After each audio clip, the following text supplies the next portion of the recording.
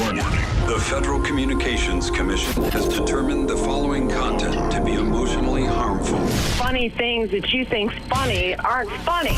Give me cocks all the time. I want cocks all over me. The Alan Cox Show kicks ass, man. Welcome. Show me what you got. You're not going to see a lot of cocks on TV. Alan Cox from the Alan Cox Show. I don't know what it's about you, but I can't even stand your voice. I think you're the biggest asshole alive. It's going to be a great show. Let's kick it. I'll say kick it, and you'll just kick it with a tasty groove, okay? 1, 2, 3, kick it. Kick it. Come on. God damn it. Put you one time, kick it. What the? Alan Cox. Here we go. He'll ad-lib. He'll be fine. It's the Alan Cox Show on 100.7 WMMS.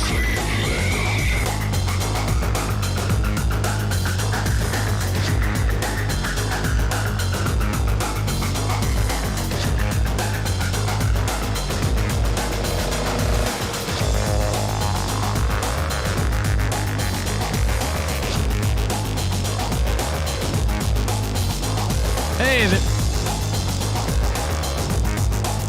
there we go. All right. Make sure all the relevant buttons are pushed. My name's Alan Cox. Hi, thanks. Good afternoon, guys.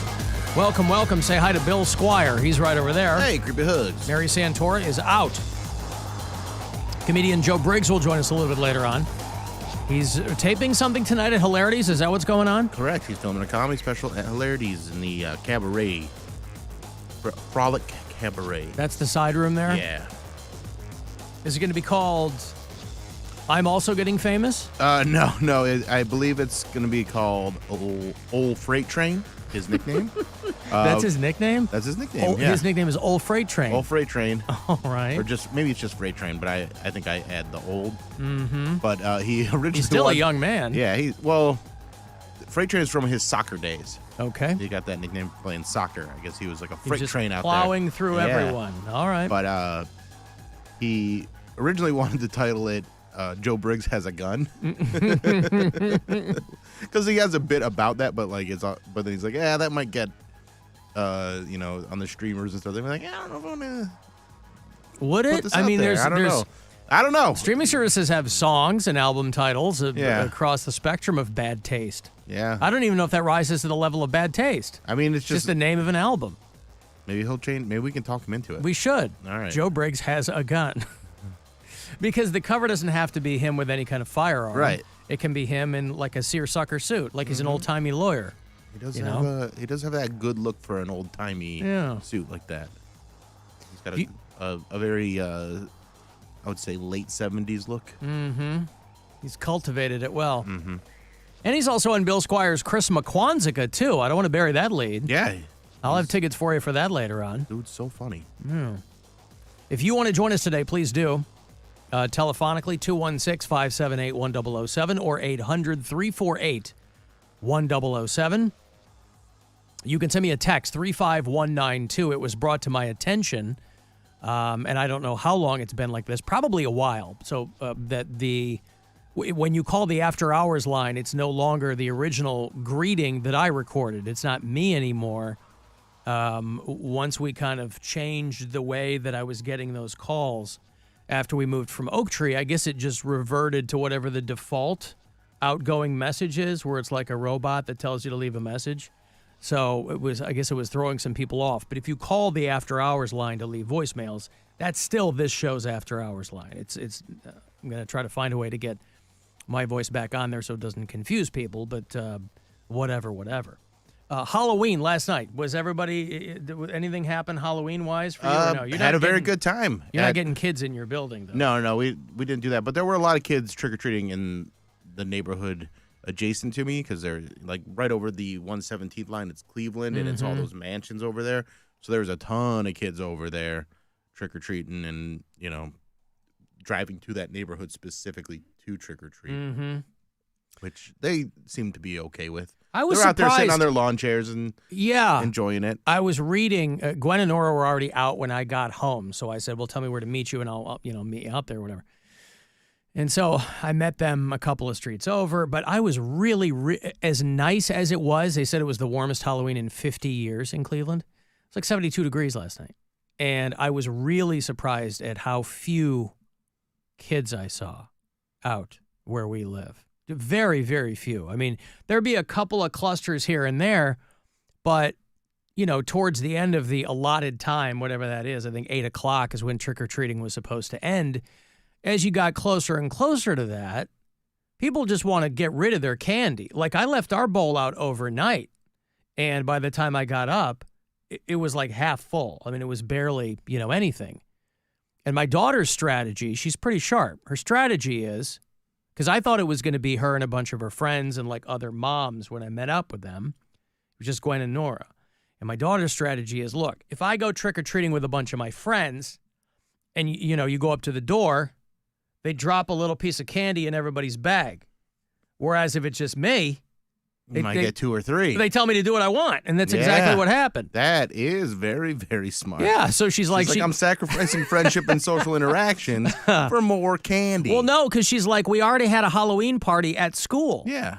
Everybody's in their costumes. She's like, I hung out, I saw my friends all day at school.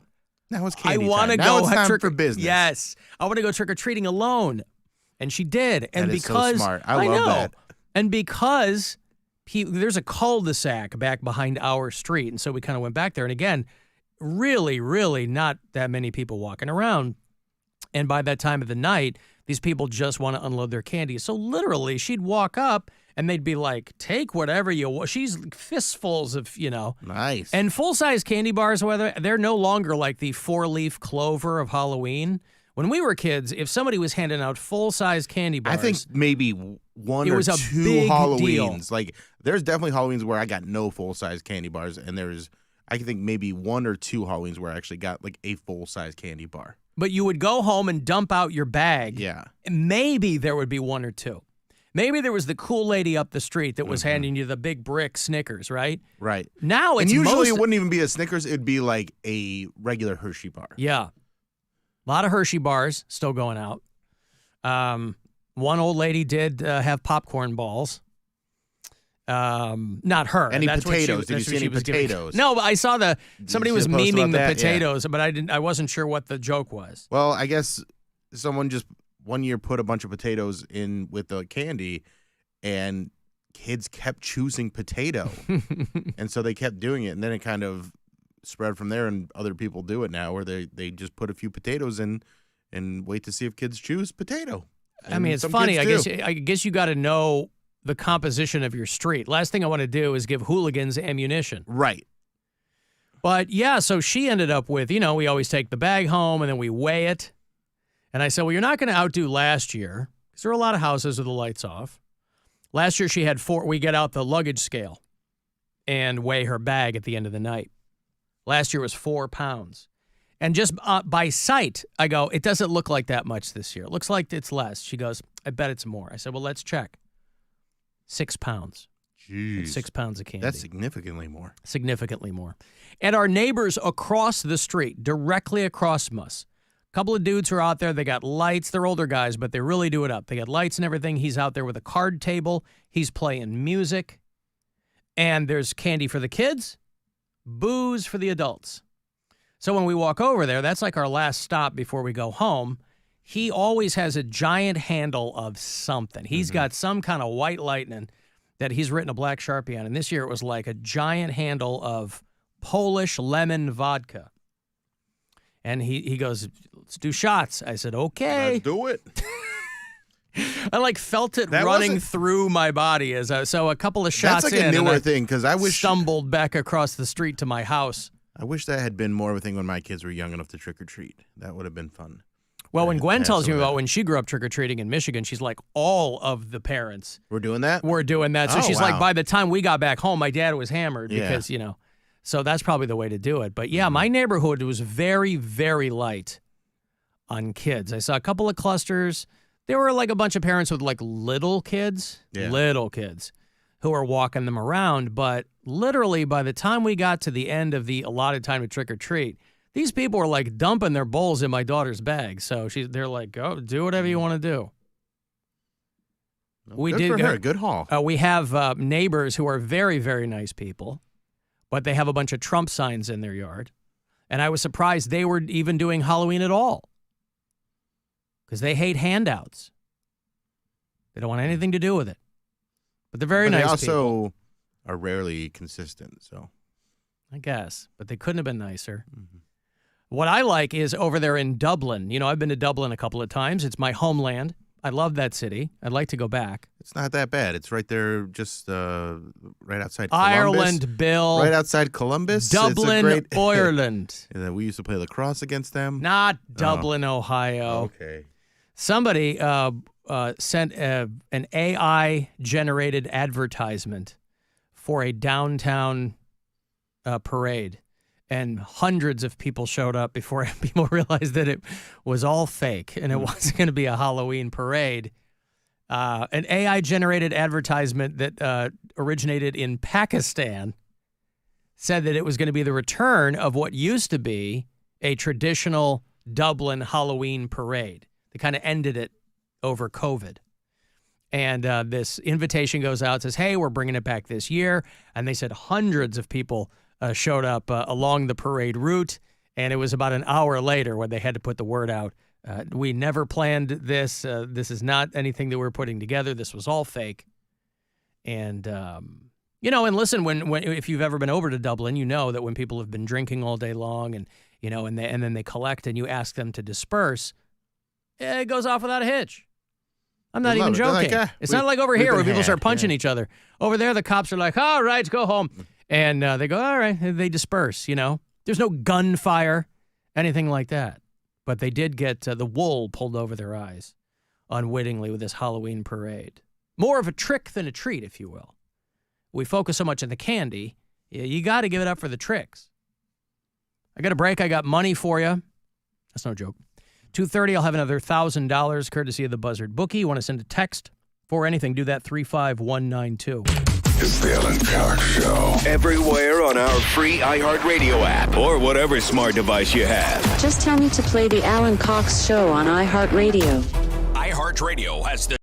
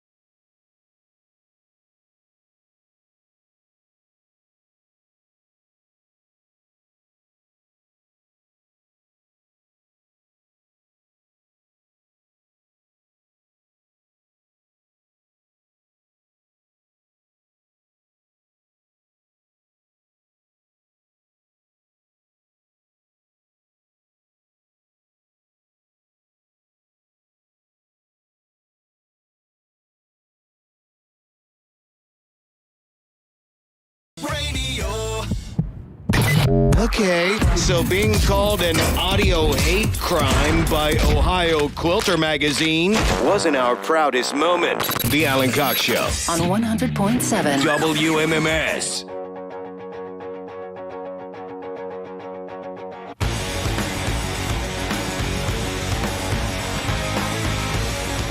I did like the Halloween memes, though. They're all kind of variations on a theme, where it's like a bowl of guns, one per kid, or Coors Light, or I don't know, something, right?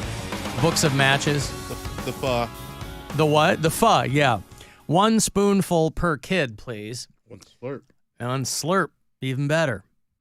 Cavs play tonight. They are still at home before they hit the road. They're going to play the Orlando Magic. They are 3-2. Your Cavs remain undefeated.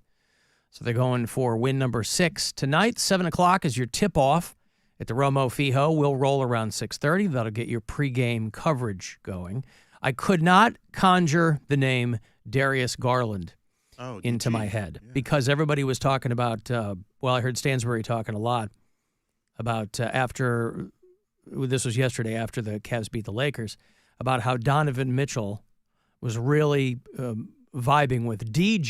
Mm-hmm. Well, it looks like DG. And I was like, what the hell is DG? And I didn't take the 0.5 seconds it would take to Google it and refresh my memory, but I could not think of the name of Darius Garland. And so on the slim chance that he's listening to this program, mea culpa. But there it is, Darius Garland and Evan Mobley and Jarrett Allen, he of the Magnificent Fro, and all the Cavs. And as it's the first day of November, that means if you're going to be doing any shopping at CLE Clothing Company, you're going to want to switch that promo code over to MUNI, M-U-N-I, for 20% off. There is a rumor afoot that the Chicago Bears will be getting Wyatt Teller from the Cleveland Browns. This is a heavily sought-after dude. This is a guy who makes a lot of money. And they might send him to go play with Caleb Williams. You know, that's the big rookie QB we've got in Chicago. Oh, yeah. Caleb Williams. This is a guy that everybody is expecting big things from. Of course, every quarterback, it's really, there are... For a first overall pick. Yes. But he was also really...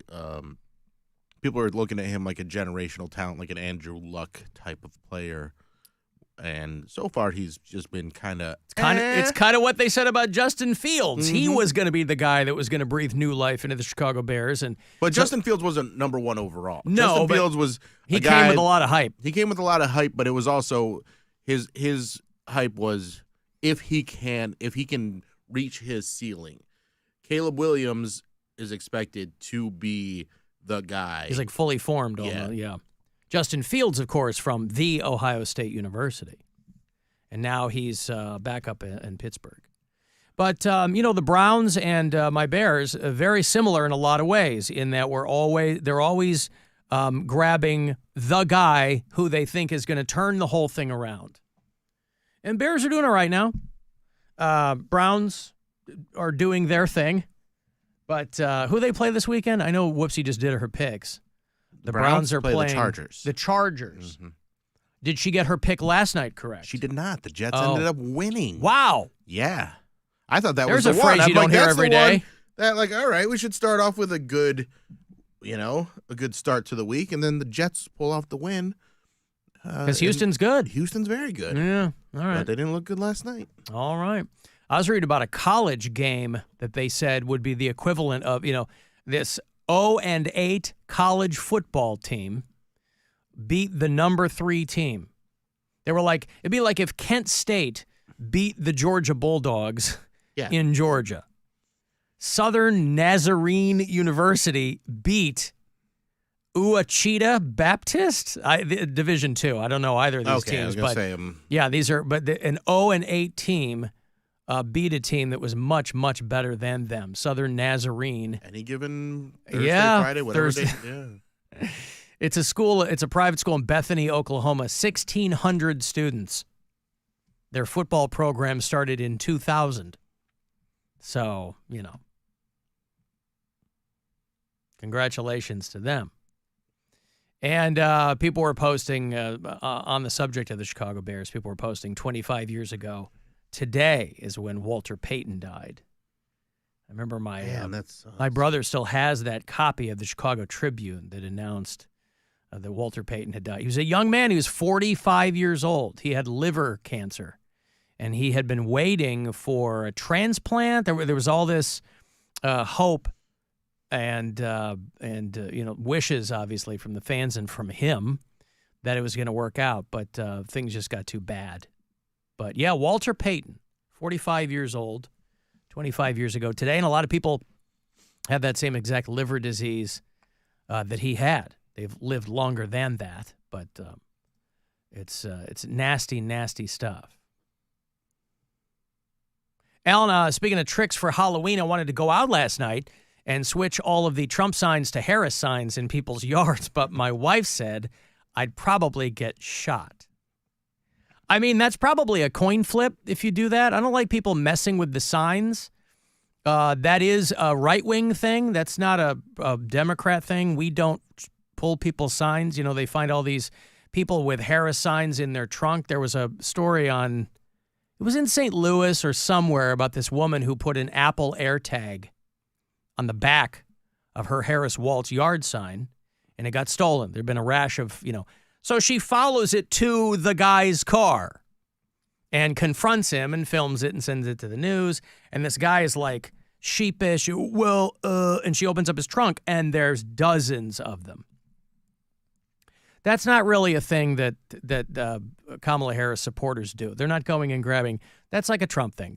All these stories about guys that are terrified, I guess, to see a Kamala Harris sign, and so they steal them or they leave notes on them, and I don't understand it. But I don't like anybody messing with anybody's yard signs.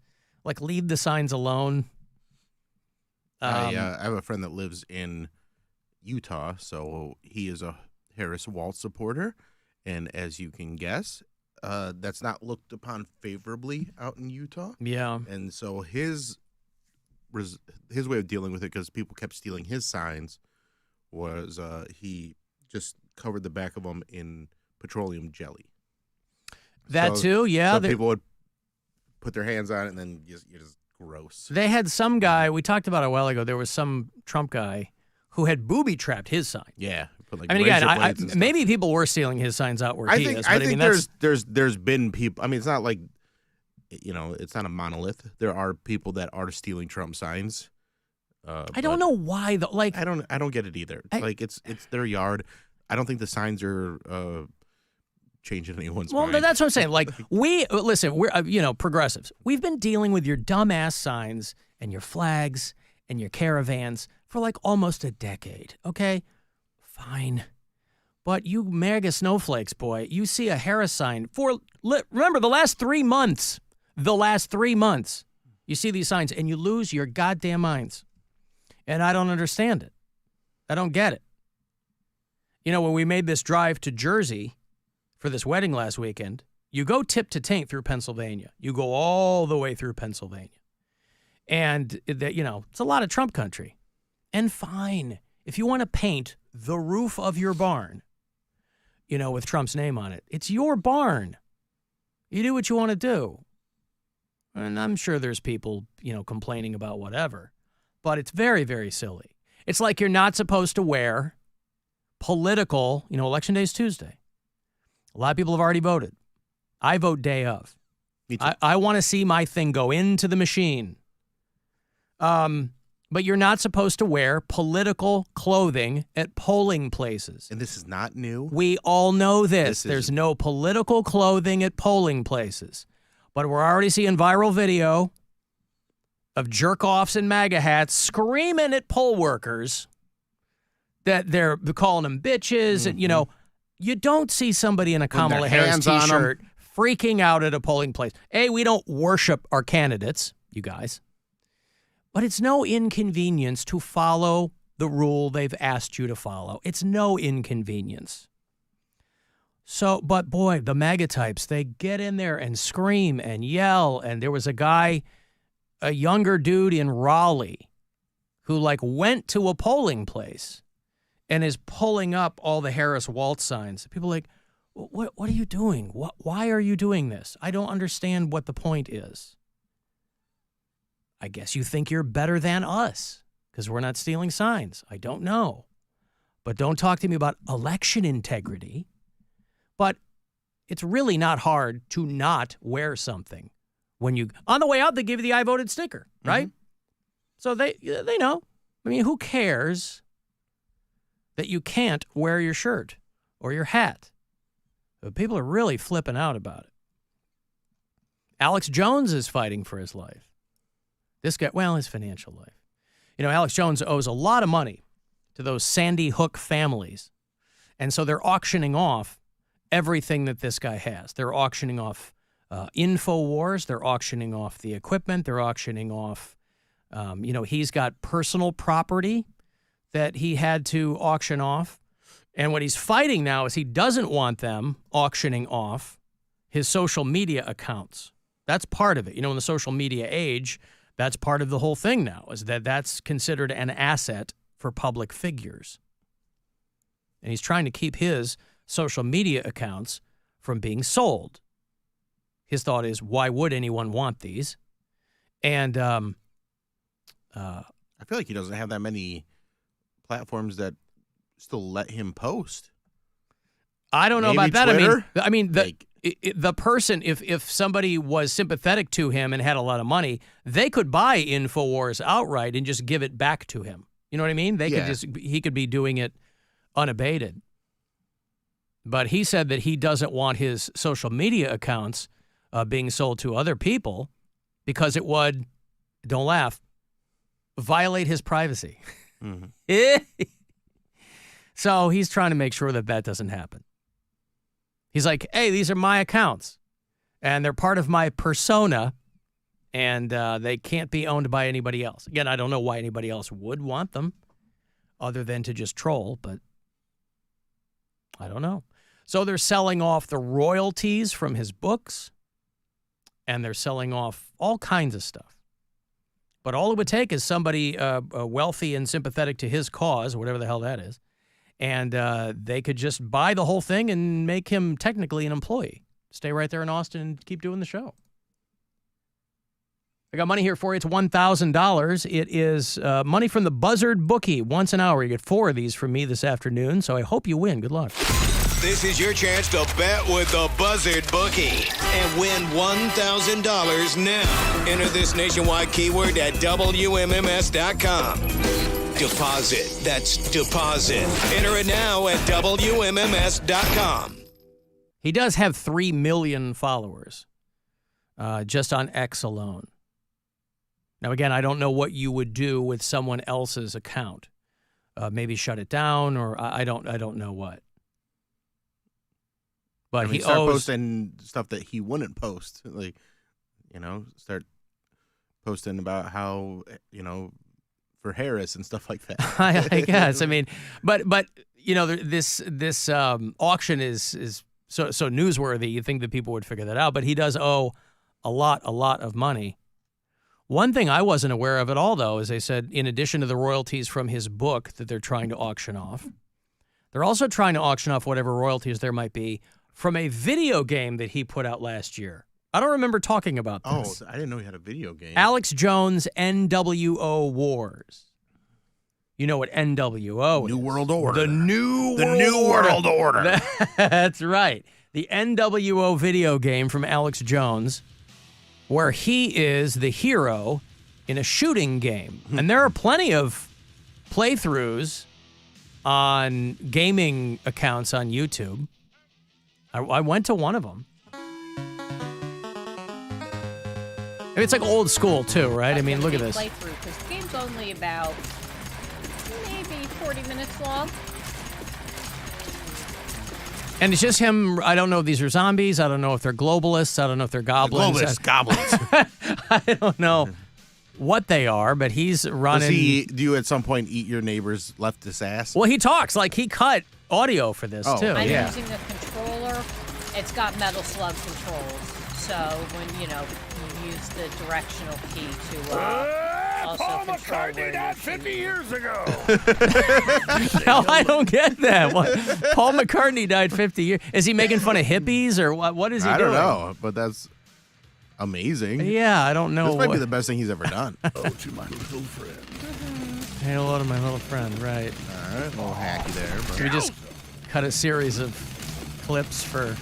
I'm not gonna lie, this game looks fun as hell. I think so, too. Oh, I see. The zombies are chasing him with syringes. You see that? They're trying to probably inject him with the COVID vaccine. Got it. All right. The answer to 1984 is 1776. This game is so funny. Oh, you gotta love that. I don't know if this lady likes him or just likes the video moon games. landing was a hoax. Machine gun. So bombastic. 1776. Amazing. Yeah, it's pretty good. I wasn't aware that video game existed, but that is part of the whole auction off process of Alex Jones's assets is the royalties.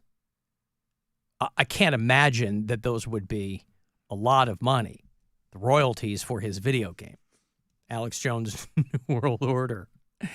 So I don't know. And I have to also think that your power-ups in that are his InfoWars supplements, right? Cross-promotion in the video game, X-Force Factor, whatever, full of sawdust and all kinds of other things.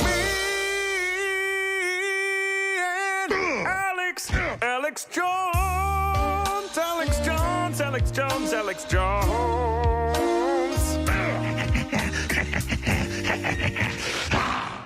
You know, they're also doing is they're also seizing the royalties from his covers album. Do you remember a couple of years ago he did an album of covers? Yeah. He wanted to kind of spread his wings creatively, and so people were like, Alex, you look like a guy who would have a great singing voice. Usually people that have good speaking voices, he's got a great voice, I think. So they're also auctioning off the royalties to his covers album.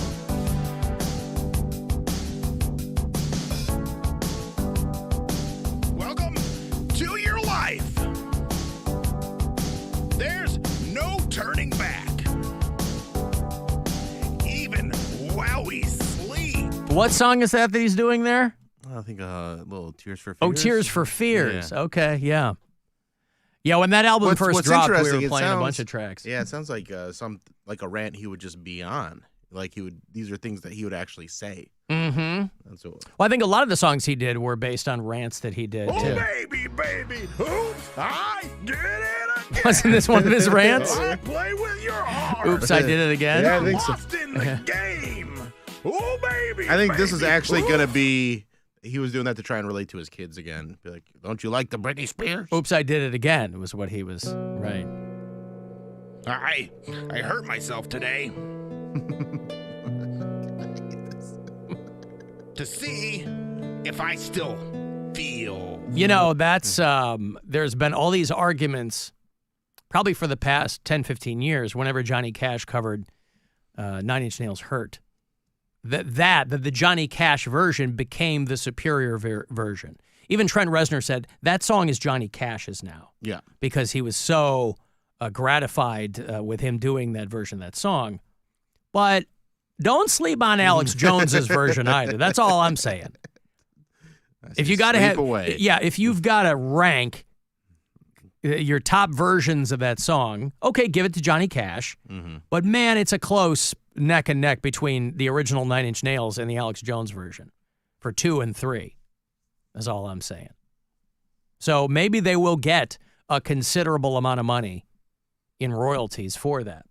But he's trying to make sure that all of his intellectual property, forget all of the assets, all the physical assets, he's trying to see to it that all of the intellectual property, in air quotes, of the Alex Jones empire. But, I mean, I imagine he'll be left with something. There's usually, you know, when they have these kinds of auctions and things, there's usually some kind of accommodations that they'll make. So maybe he'll get to keep the royalties from that. I've got to take a break. Pop Evil and Bad Wolves are going on a tour. They're co-headlining something called the Animal Instinct Tour, and they're coming to Cleveland in a couple of weeks, November 12th. It's a Thursday night, Temple Live at Cleveland Masonic I'll have those tickets for you coming back. It's the Alan Cox Show on 100.7 WMMS and everywhere you go on our free iHeartRadio app. Rover's Morning Glory. What are you putting milk in? I eat a lot of cereal. Okay. What about almond milk? Perfect in cereal. Is it? Snitch, you love the earth, don't you? Don't tell me about how much water it uses. That's right. He's every time. I don't care. I hate water. Every time Snitzer takes Anti-water. a sip of almond milk, he dries out the planet. Was that California?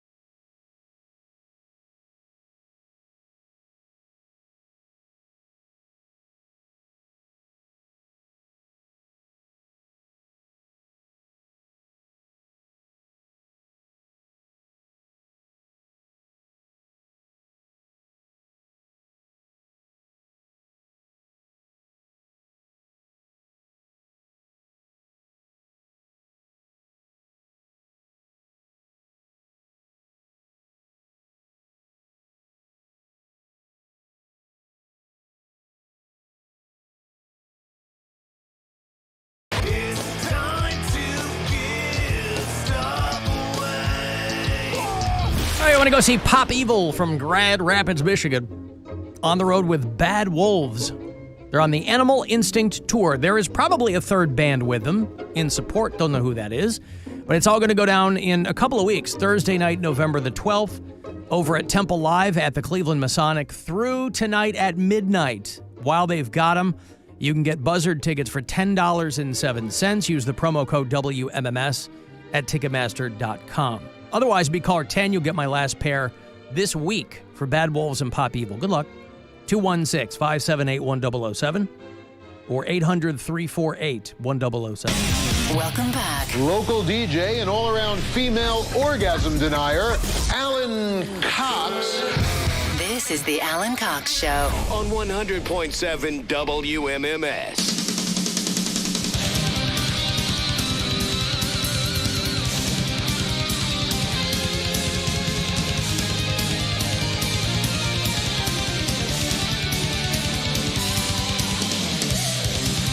Cavaliers at home tonight, set to play the Orlando Magic. Cavs are 5-0. Who will be the first to hand them a loss? I don't know. We'll find out. But tonight, 7 o'clock, tip-off at the Romo Fijo, 6:30. Pregame coverage begins live on MMS and on the iHeart Radio app. If you listen to us on the app, tell me where you do it if you're out of state. I like to know where people are on the map. Ray is one of our Canadian bureau chiefs. He listens in Vancouver. Isabel is out in the St. Joe Benton Harbor area of Michigan. Derek listens in Cottonwood Heights, Utah. Clay is down in Miami, Florida. RJ's in Philly. Greg's in Indianapolis. And Bonnie listens in Marietta, Georgia. Hey, Poco. Hey, Alan. Poco Long Loco. time no talk. What's going on? How you been? Good, man. Yeah, you were talking about Alex Jones. He's a brain dead idiot. But it triggered my mind to Red Fox. IRS took everything he owned, including his brass bed, out of his house. Well, it's like Willie Nelson, right? I remember when Willie Nelson was doing like friggin' Taco Bell commercials because he had to do whatever he could do. Yeah, well, he ended up getting all his back because everybody supported him. But oh, you mean they took Red Fox's stuff? I recall the Red Fox thing. I don't remember chapter and verse, but I do remember that he had been in a lot of trouble with the IRS. Right. Yeah. But, same thing. I don't know if the white or black thing. He ended up King. He ended up living like a real life Fred Sanford, Poco. Pretty much. Yeah. Except he didn't have Lamont around. But, right. Same thing happened to B.B. King, and it took years for him to get that stuff settled. So yeah, it's also tough, too, when I always thought there's a lack of forethought on the part of people who are not paying their taxes, especially if they have a lot of kids, because you're already in the hole. You're probably paying a whole bunch of child support. And so, and then on top of that, I mean, which is why you don't want to pay your tax in the first place. You're like, I need every friggin' cent I can keep. Yeah, well, and they were working hard. It was a vicious cycle. Other than Sanford and Son, he was a stand-up comic. You know that. That ain't big bucks. So, especially not back then. Red Fox back then they made party records, is what they called them. Yeah. And Red Fox was filthy, but like B.B. King had like 15, 16 kids. So Yeah.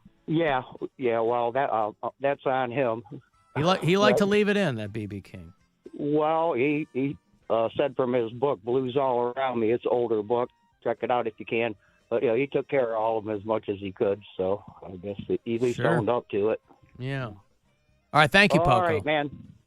Good talking to you. You too. Thank you, Poco. There's Poco. Sounds like he used to call all the time, but I don't want to call Poco. But thank you, Poco. Peanuts. Peanuts.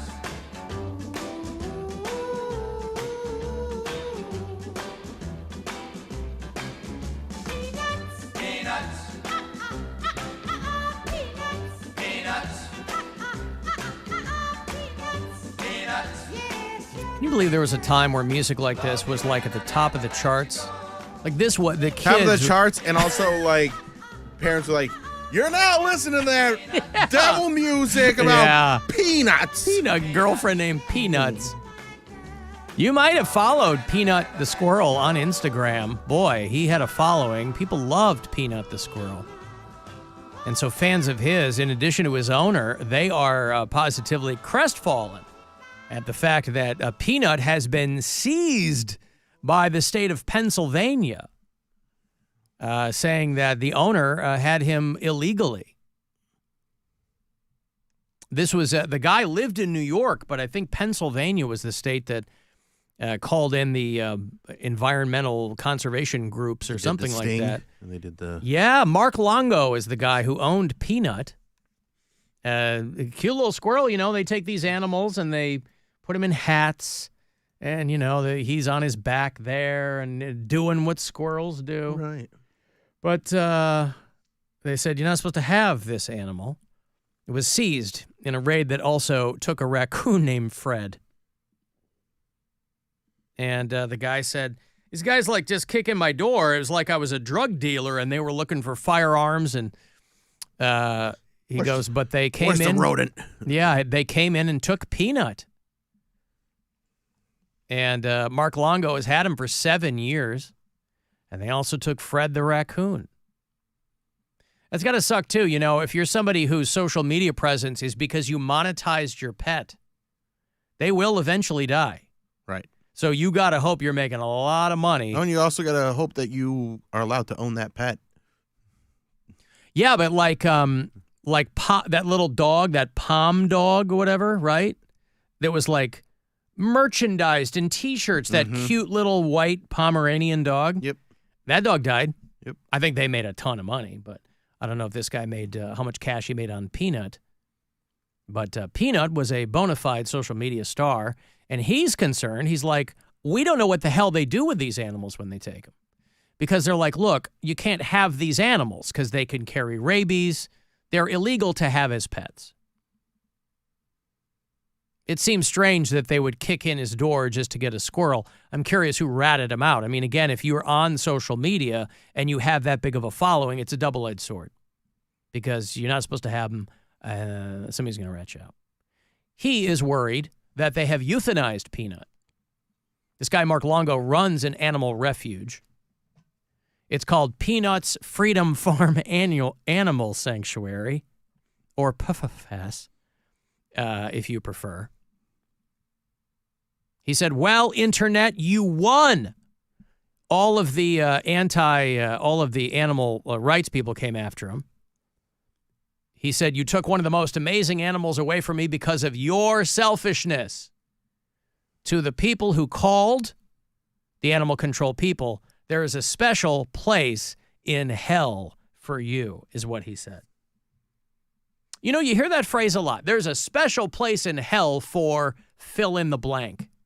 And you have to wonder, I mean, hell is made up, but there are people who believe in it, so let's walk down that path. You have to wonder if hell is broken out in different wings, right? There's a special place in hell there's going to be a lot of people there if it's a legit place. So you better have different, some sort of organization to it. Because if it is real, because that's where I'll be. I know that's where I would be headed if it were real. So I'd like my own little area. I just don't know who else would be in there with me. It also depends on what whose hell it is.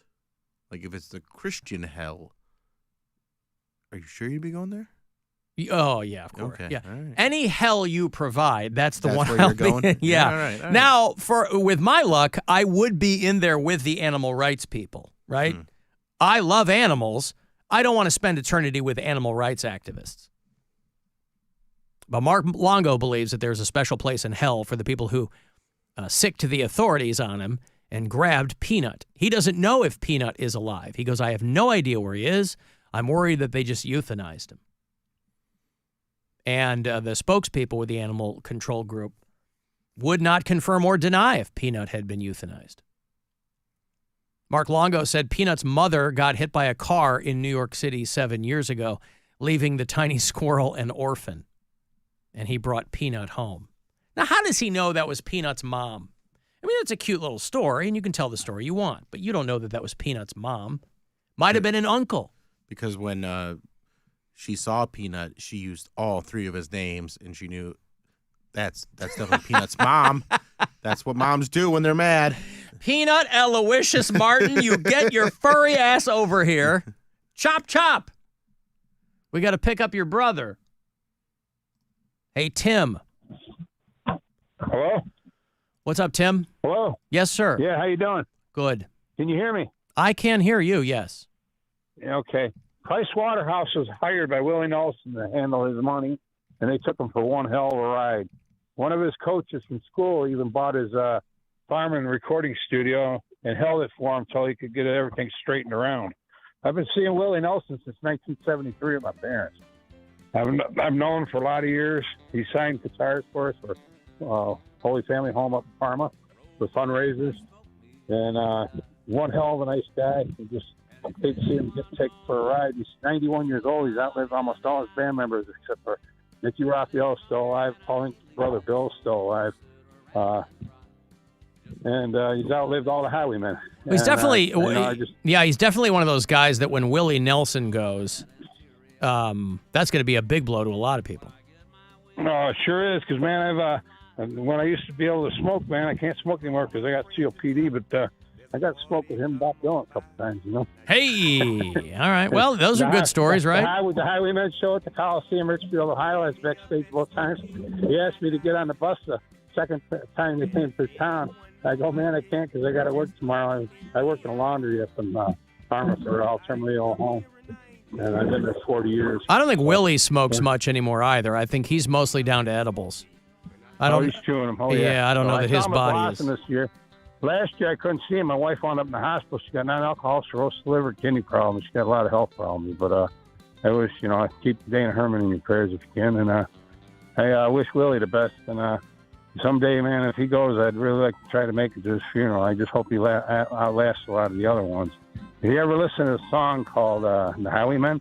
Love the Highwaymen. Hung him in the spring. The bastards hung him in the spring of 25. Yeah. He's talking like way back, but I mean, it'd be weird if he went in the spring of 25 this next year. I hope he outlives that, Well, it might be kismet, right?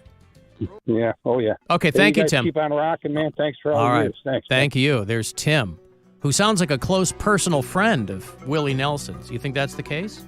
Sounds like Smoked with him a couple of times, right? Yeah, he's the last living highwayman. Chris Christopherson just died. Yep. Johnny Cash, Waylon Jennings. Yeah, what a great album. A lot of diversity in the Highwaymen, huh? Charlie Pride wasn't in it. He could have been. They should reboot it with like Darius Rucker and who else would be in the How about a modern girl? How about a girl Highwayman? Yeah. How Casey about the Musgraves. How about the Highway People? Well, there's a band called the Highwaymen. Yeah. Randy Carlisle, I think, right? Who's in the Highwaymen? Brandy Carlisle, yeah. Maren Morris. Amanda Shires. Oof. Foxy. I guess Brandy Carlisle is probably the Waylon Jennings of that.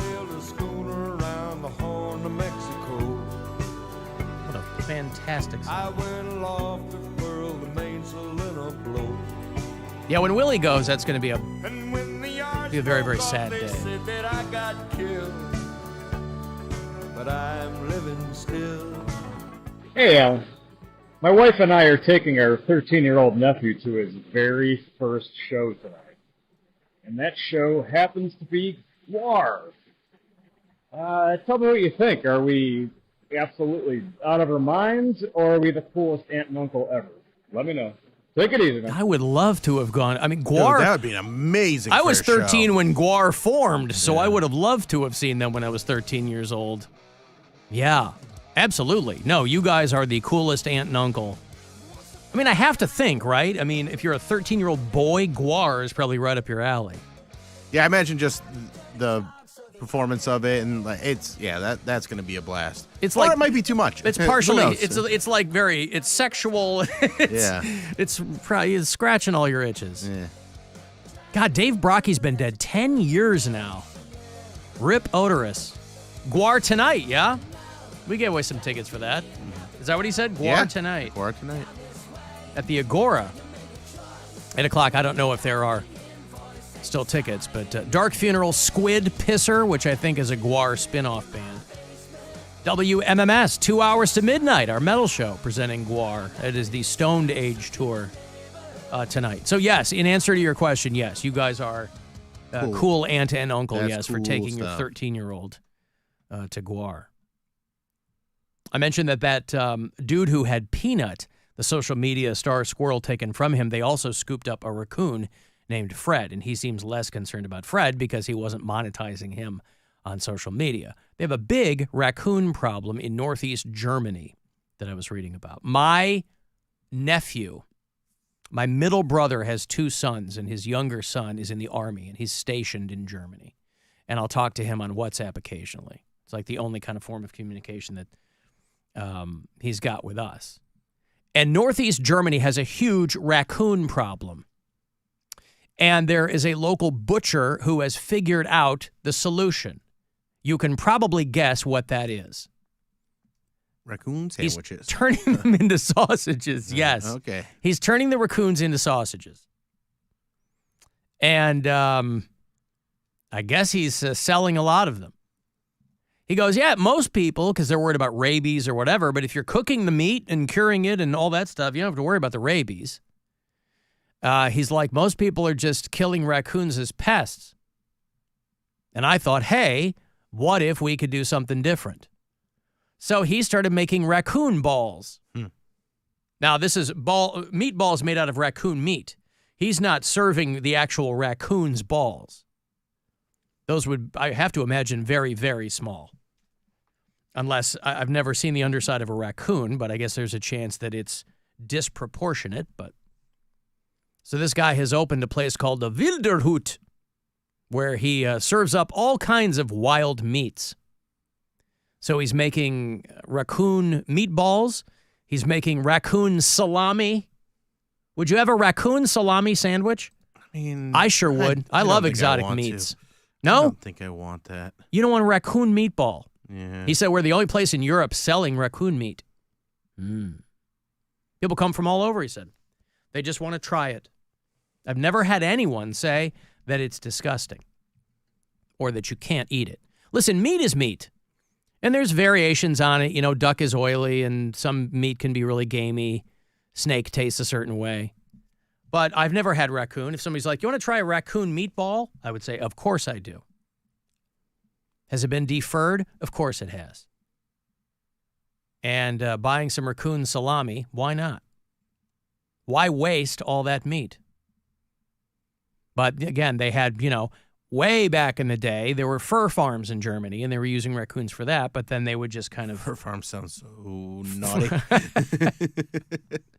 Where is your closest fur farm? Give that. Me and the boys are in town for 48 hours, and we'd like to know your nearest fur farm. I was down at the red light district. Is it in the woods? No. You were down the what? It's at the red light district. Fur farm. What is your red light district? I hope you got your shots. Yeah. Like being milked. Raccoons are from here. They're from North America. Yeah. But they, they can get real big, and obviously they're around the world. And they are technically kind of a problem depending on what your ecosystem is, because they eat reptiles and they eat frogs. And so if you need kind of a certain biodiversity, then raccoons can be a problem. And that's what they were running into there in Germany. The fur farms. Speaking of fur farms, Stripper Scott. Hi. Hello. How are you? What's up? Hello. Yeah, you mentioned raccoon balls, and you can't imagine that they're too big. I've got a surprise for you, buddy. Is Stripper Scott going to school me on the size of raccoon balls? Okay, so I'm not technically a raccoon because, like you said, they're in North America. The Japanese raccoon called a Tanuki, which should sound familiar to anyone who's ever played Super Mario Brothers 3. Oh, a Kanuki. Okay, all right. Yeah, that's a The hickey from Kanuki is like a Hallmark card. I think it's an old Merle Haggard song, isn't it? Hookie from Kanuki. Go ahead, Scott. I'm sorry. No, it's okay. So the Tanuki are like a Japanese, look like a raccoon, basically. A little bit different, maybe a little bit different marking, but basically it looks like a cousin of a raccoon. Mm-hmm. In the game, I always wonder why you put on the Tanuki suit and you would turn into a statue. Well, because it's from Japan. in Japan, they have statues of Tanuki. There's like all over the place at parks and stuff. It's like there's a reason why, and I forget, but the statues have giant testicles, and there's a reason for that. I forget why it is, but if you Google it. Well, I Googled Tanuki, and it's a dog. It's a dog that thinks it's a raccoon. It's like they call it like a Japanese, like a raccoon dog. Raccoon dog, yeah, it's a dog. Yeah. Funny thing about raccoons and dogs, I used to think if dogs or raccoons were related to dogs or cats more. Technically, they're most closely related to bears. But anyway, so this, I don't know. But how do they taste, Scott? Oh God, I don't know. I wouldn't eat. My friends that hunt, they tell you that you're not supposed to eat animals that have eyes at the front of their heads. Why is that? Because they're predators and they can have parasites. You're supposed to eat prey, like animals that have I deer and see. fish that have eyes on the sides of their head. That's like the rule. I love all that hill jack wisdom. That's great. It's good stuff. I guess, yeah. Yeah. Predators supposed to eat the prey. Okay, good. All right. Well, everything is prey to us, Scott. That's why we eat everything. We are the apex predator. Yeah, I mean, I can't argue with science. You certainly can't. All right, thank you, Scott. I appreciate the information. I guess I should have played more Mario Kart. Not Mario Kart, Super Mario Brothers 3. Super Mario Brothers 3? Yeah. Was the Tanuki in 1 or 2? Or it just showed up in 3? It showed up in 3, yeah. All right. Well, I did not know that. Thank you very much, Scott. I appreciate the information there. I've got to take another break here. If you want to send me a text, 35192. I will have more money for you. 330 is that next keyword from the Buzzard Bookie to get you $1,000. After this break, I will have the last pair of tickets this week for you to join Bill Squire and all of his friends at Chris McQuanzica stand-up show, December the 28th at the Agora. It's the Alan Cox Show. On our free iHeartRadio app and your favorite smart device. Just tell it to play the Alan Cox Show. On iHeartRadio. iHeartRadio's Alter Ego 2025. Presented by Capital One. Saturday, January 11th. In Los Angeles. Featuring Incubus. Cage the Elephant. The Lumineers. Glass Animals. Sometimes all I think about is St. Vincent. In love, sageless. Fontaines, D.C. The Head and the Heart. Monoskins, Damiano David. And The Offspring. Alter Ego 2025. Presented by Capital One. Tickets on sale now at Ticketmaster.com. Listen to this station on the free iHeartRadio app for your chance to win your way there. Capital One is the proud presenting partner of iHeartRadio Alter Ego 2025, bringing great products, rewards, and services to its customers. What's in your wallet? From the Universal Windows Direct Weather Center, WMMS Weather. Partly sunny skies for your Friday and cooler. Highs only in the mid-50s. Partly cloudy tonight with overnight lows around 40. For your Saturday, partly to mostly sunny. Highs in the mid to upper 50s. This report is sponsored by Ken Ganley, Chrysler Dodge Jeep Ram. Ken Ganley, Chrysler Dodge Jeep Ram is celebrating grand opening specials at all 4 locations. Now get our lowest price on over 1,000 new vehicles in stock and online at KenGanleyCDJR.com. A vote for Sherrod Brown is a vote against Donald Trump. Sherrod Brown has spent 31 years in Washington, D.C., backing radical liberal policies. Late-term partial birth abortion, where the baby is partially delivered alive. Trans biological men in girls' sports and bathrooms. Puberty blockers and even sex change surgery for children. Amnesty for 11 million illegal immigrants. Brown's liberal policies are the opposite of the Trump agenda, and Brown would oppose Trump at every turn. To undo the damage of the last 4 years, President Trump and Ohio need Republican Bernie Moreno in the Senate. 6 more years of Sherrod Brown? He's for they, them, not you. Sherrod Brown has let us down. He's way too liberal for Ohio. Senate Leadership Fund paid for and is responsible for the content of this advertising, not authorized by any candidate or candidates committee. www.senateleadershipfund.org. Waffle doodle on over to Mr. Hero for their new and incredibly delicious BLTE Waffle Doodle. Bacon, lettuce, tomato, a home-style fried egg, and our homemade zesty mayo. You're gonna love it. Some good food, a waffle doodle, where's that? What if you could hear your favorite song for the first time again? Introducing the all-new, reimagined Nissan Kicks. With an available Bose Personal Plus sound system that uses speakers in the headrest to create a 360-degree listening experience. You've never heard anything like this. Reimagine your music and your drive. Experience the all-new, reimagined Nissan Kicks for yourself at nissanusa.com today. Available feature. Bose is a registered trademark of the Bose Corporation. With its new look and taste, Dasani is always crisp, clean, and refreshing. So, when thirst calls, answer with the new refreshed taste of Dasani water, now without salt. Learn more at Dasani.com. Hey, it's Alan. Cars for Kids is hands down the quickest, fastest way to get rid of your old car, no matter what shape it's in. So do a good thing without cutting into your schedule at all. Just go to carsforkids.org today. And remember, that's cars with a K. It's time to review the top 3 highlights of the day. I'm joined, as always, by my co-anchor, Snoop. Hey, what up, though? Snoop, number 1 has to be getting the new iPhone 16 Pro with Apple Intelligence at T-Mobile. Yeah, you should hustle down to T-Mobile like a dog chasing a squirrel, chasing a nut. Nice analogy, Snoop. Dogs do love to chase squirrels. And squirrels love to chase those nuts. On to highlight number 2. At T-Mobile, families can save 20% every month versus the other big guys. That is very impressive. You know, y'all can take some of those savings and buy some Snoop merchandise. That's exactly what I'm planning on doing with my savings, Snoop. Now, take it away, Snoop. Head to T-Mobile.com and get the new iPhone 16 Pro with Apple Intelligence on them. Now drop that jingle. With 24 monthly bill credits, eligible trade-in on Go 5G Next. Well-qualified customers plus tax and $35 connection charge. Cancel entire account before receiving 24 bill credits, and credit stop and balance our required finance agreement too. Bill credits end if you pay off device early. See how you can save versus the other big guys at T-Mobile.com/switch. Apple Intelligence coming fall 2024. Wendy's breakfast burrito has an entire breakfast in every bite. Fresh cracked eggs, seasoned potatoes, American cheese, cheese sauce, and sausage or bacon. So the first bite is like fresh American cheese sauce. Bacon. And the second bite is like fresh American cheese sauce. Bacon. And the third bite, you get the idea. The boss of breakfast burritos, gotta be Wendy's. At participating U.S. Wendy's during breakfast hours.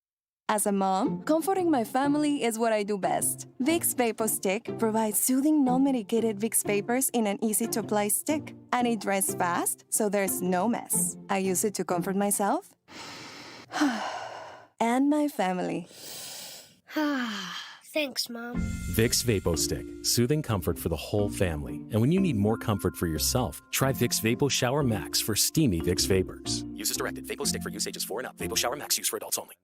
Prescriptions require an online consultation with a healthcare provider who will determine if appropriate. Restrictions apply. See website for details and important safety information. Subscription required. Price varies based on product and subscription plan. Hi, I'm Dr. Peter Stahl, board-certified urologist and senior vice president of men's sexual health at HIMSS. In my 12 years of practice as a reproductive urologist, I've helped many guys with ED, and it has never been more convenient to treat than it is right now, thanks to HIMSS. It really wasn't easy before. You had to take time out of your day, come to a physical office, and see a specialist like me.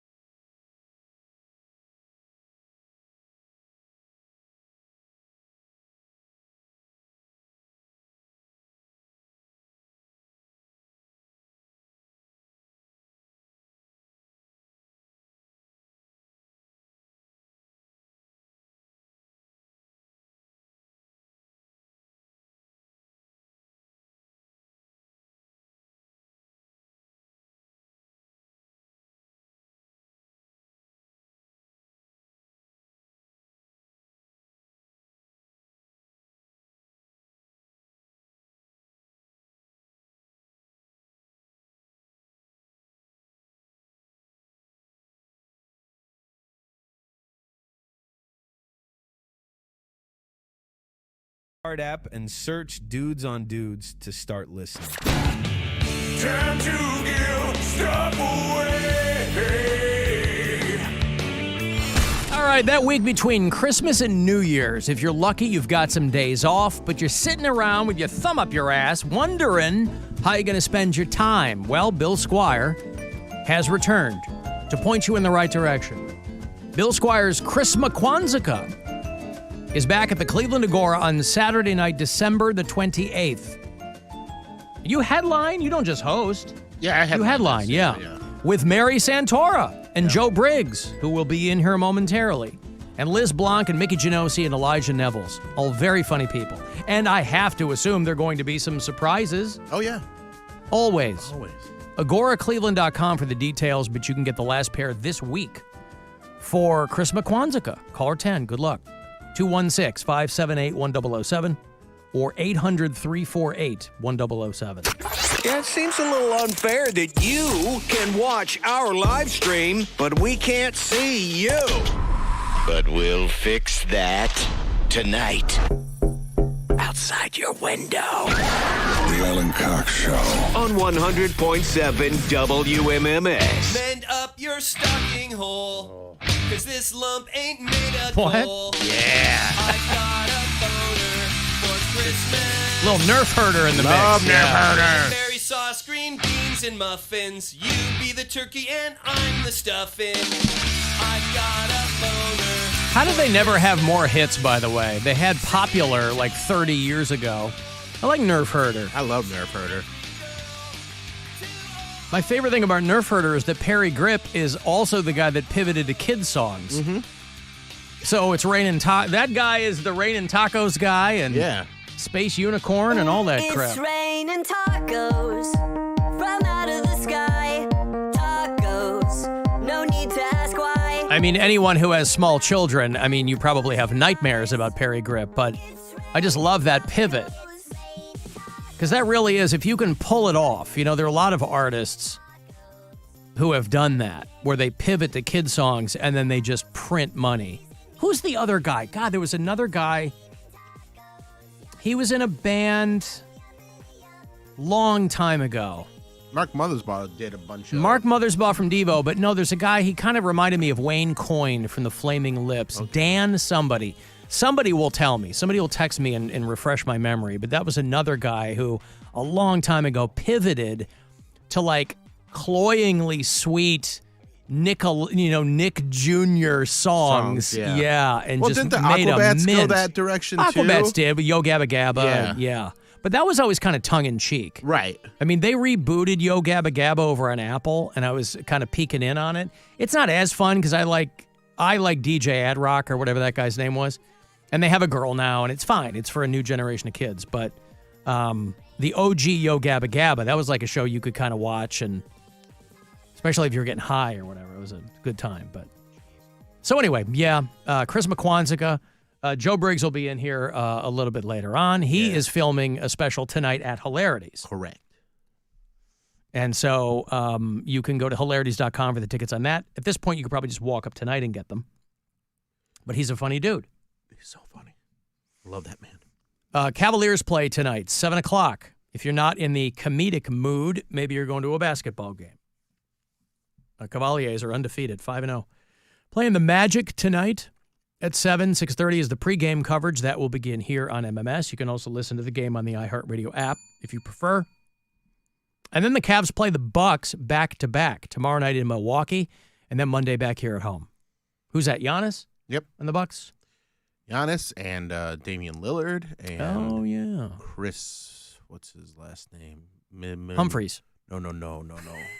Chris Middleton. Oh, okay, Chris Middleton. I think he's still with him. Mm-hmm. And then I'm calling you out, Alan. And then who? One of the Lopez brothers is there. Who are one of the Lopez brothers? Yeah. There's like Ricky? Brooke and Robin Johnny? Lopez. We had Robin one. Lopez. Yeah. Did we have him here? We had one of them. I can't remember which one we had. But we had one of the Lopez brothers. Robin Lopez is the one who looks like a caveman, right? Yeah, that's he looked the one. like he crawled out. That's the one we had. We had him. So they have Brooke. I think they might have both of them, or they did at least at one point.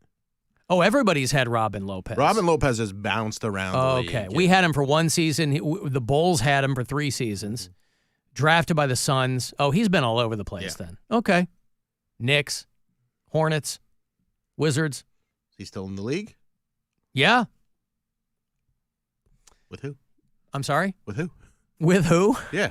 What do you mean? What's his current team? Oh, he's with the Bucks. Okay. Yeah, yeah. Oh, so he is with the Bucks. He is Okay. with the Bucks, yeah. All right. So both of them are. Yep. All right. Alongside his That's brother. like a family team. Like twin brother Brooke Lopez. Yeah, because I think Giannis has a brother still on that team. The Nias or something like that. Okay. I don't know if he's still on the team, but what a family situation. Brooke Lopez is nicknamed. You know what his nickname is? No. Buckle up, ladies. Splash Mountain. Now that's probably because he's up there doing some massive dunks, right? I don't know. But that's a great nickname if you're a good-looking dude. Ladies, they call me Splash Mountain. Oh, do they? They sure do. Because I gets it in the hole multiple times every night. Yeah, all right. Well, then, there you go. So Cavs basketball with neither of the Lopez brothers on the team tonight at 7 o'clock.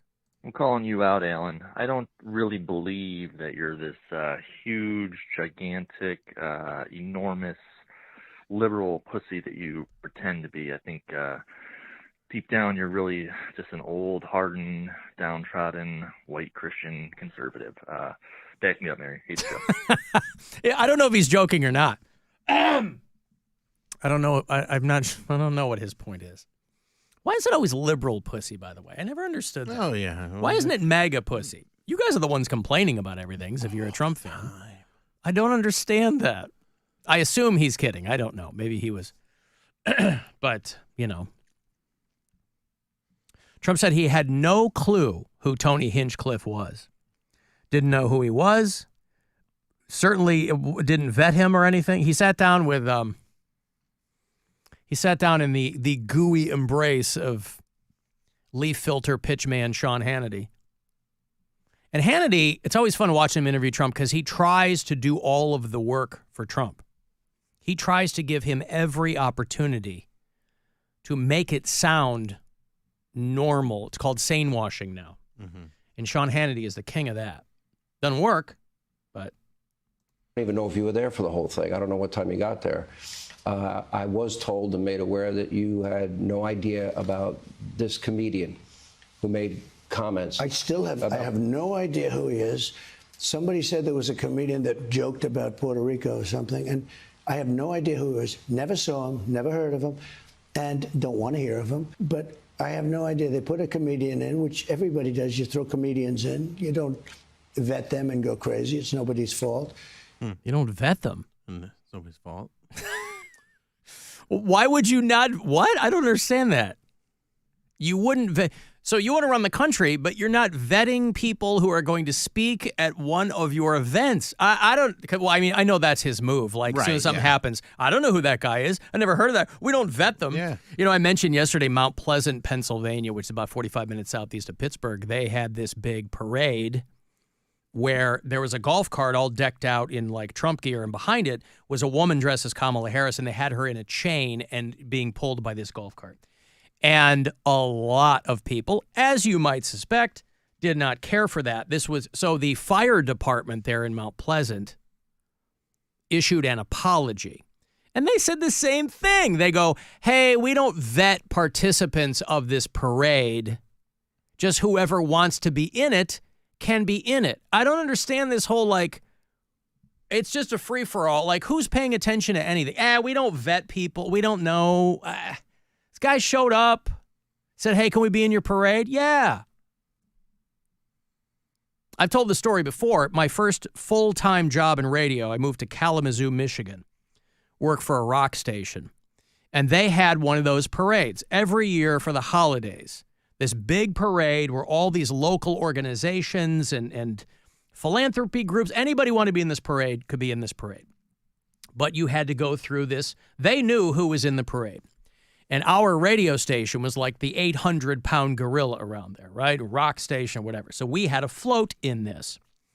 And in years past, it had been pretty standard issue stuff. And I got there, and there were a couple of other young dudes. I was 24 at the time. A couple of other young dudes who had been hired about the same time as me. And so we're all full of piss and vinegar and ideas. And I said, here's what we should do: is our float, we should build out a Kiss float. And it'll be we were being clever, it'll be our Kissmas float, right? So we built a full... And that's clever, eh? We built a full... This is 1995. We built a full light-up Kiss logo with the bulbs and everything, and I had a drum kit on this big platform, and the other guys, we did the full makeup and the costume and the thing, and, we weren't going to do fire because that was a bridge too far, but whatever. And obviously it was perfect branding for the radio station. It was a lot of fun. The weather was terrible, but every spectator on the parade route could not get enough. Kids loved it because it's goofy. Adults loved it because it was Kiss, blah, blah, blah. Well, the organizers of the parade didn't like it. And so we were the ones that made that. We didn't make them, but because of us, they changed their vetting process from that year forward that every float had to have a specifically holiday theme. So we couldn't. So we were Doesn't that feel cool? We were one and done with that. Yeah. When they have to change rules because of something you did. Right. I got entire mission rules changed. Right. Because of old Bill All your Squire. shenanigans. Yeah. Called the Bill Squire rule. Yeah. But I mean, that Kalamazoo, Michigan parade organization vetted everybody who was in there. This just dumb local thing. But the Mount Pleasant Fire Department, not vetting who's in their parade. Trump, not vetting who's speaking at his event. But I guess he wants to run everything else. He's like, I don't even care who's at my thing, but I have some really good ideas about how the entire country should be run. I got money here for you. It's $1,000. It is courtesy of the Buzzard Bookie.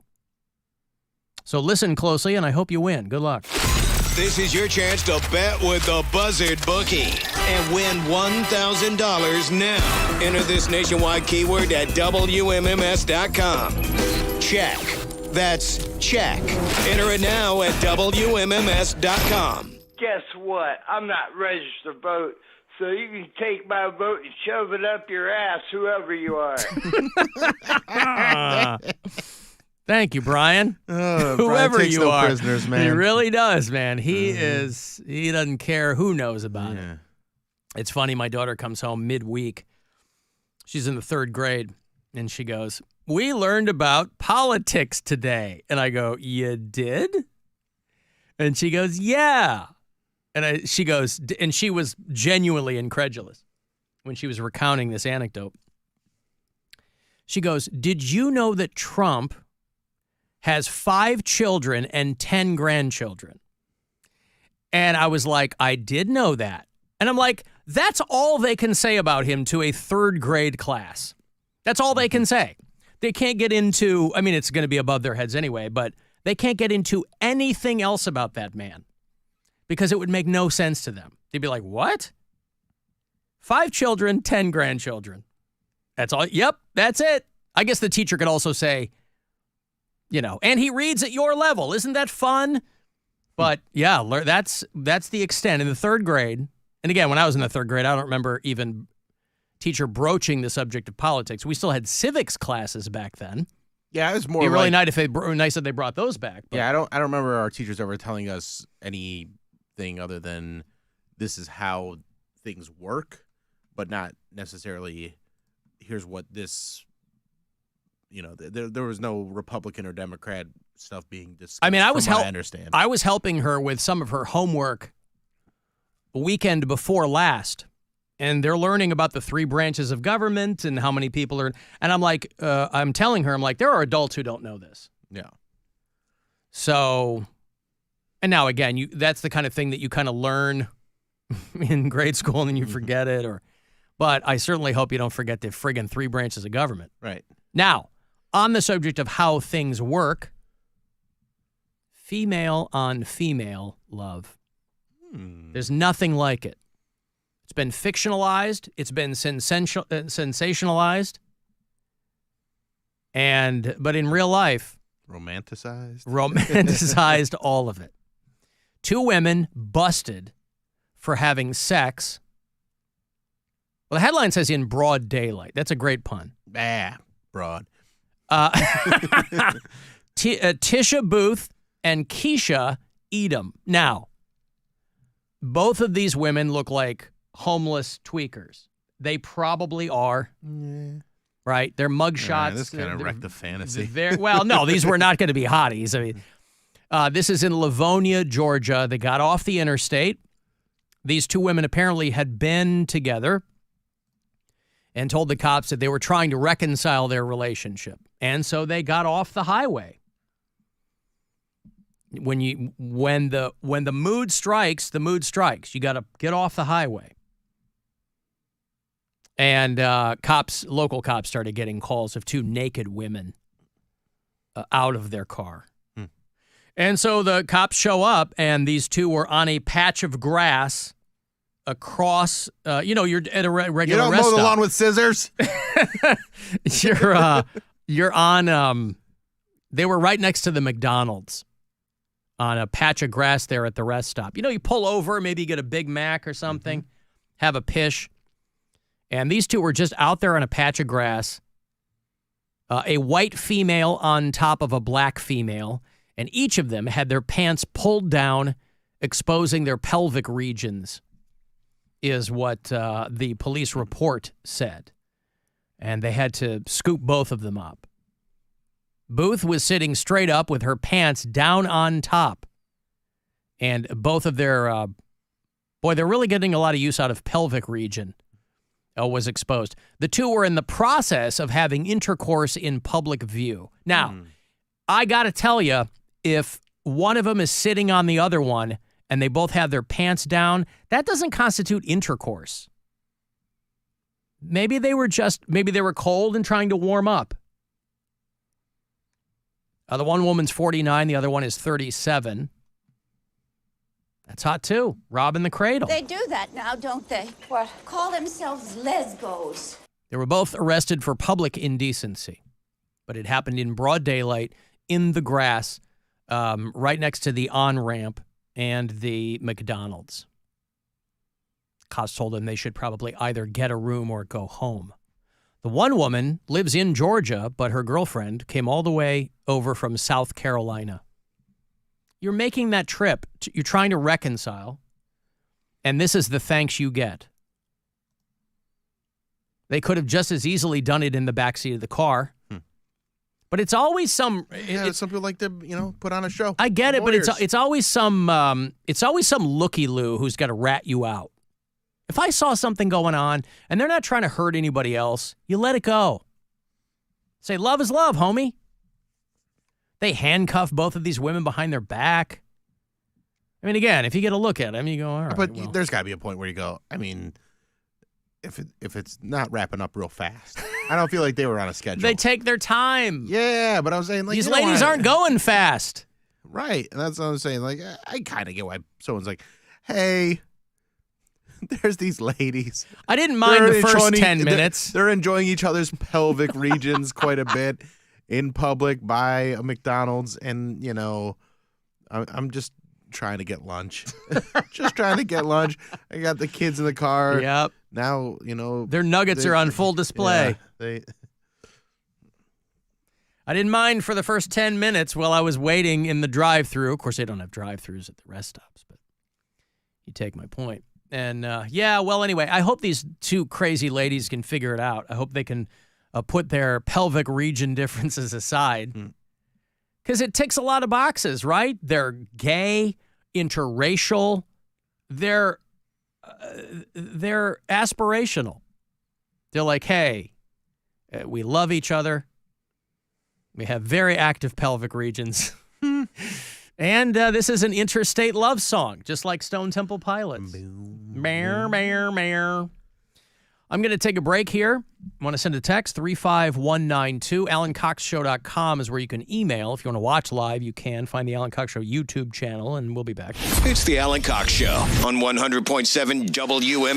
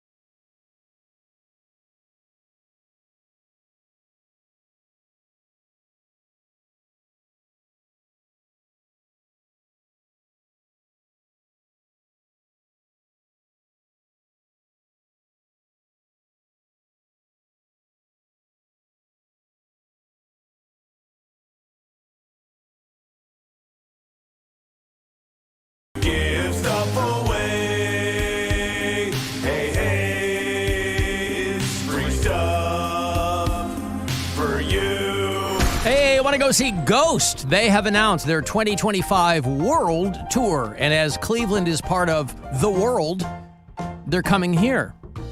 It's going to be a phone-free experience. So if you were hoping to go to a Ghost show and watch it through the camera of your phone, well, they don't want that. You're going to throw it in the Yonder bag so you'll be in the moment. So Ghost at the Romo Fijo next summer. It's July 17th. That is a Thursday night. The tickets went on sale this morning. RocketMortgageFieldhouse.com. I will give you my last pair this week. I'm sure we will have more before the show, but you can snag these now. Caller 10, 2 for Ghost next July. Good luck. 216-578-1007 or 800-348-1007. They've been described as juvenile, ridiculous, moronic, smug, and unlistenable. They've also gotten some bad reviews. I give it 2 thumbs in my ears, so I don't have to listen. It's the Alan Cox Show. On 100.7 WMMS.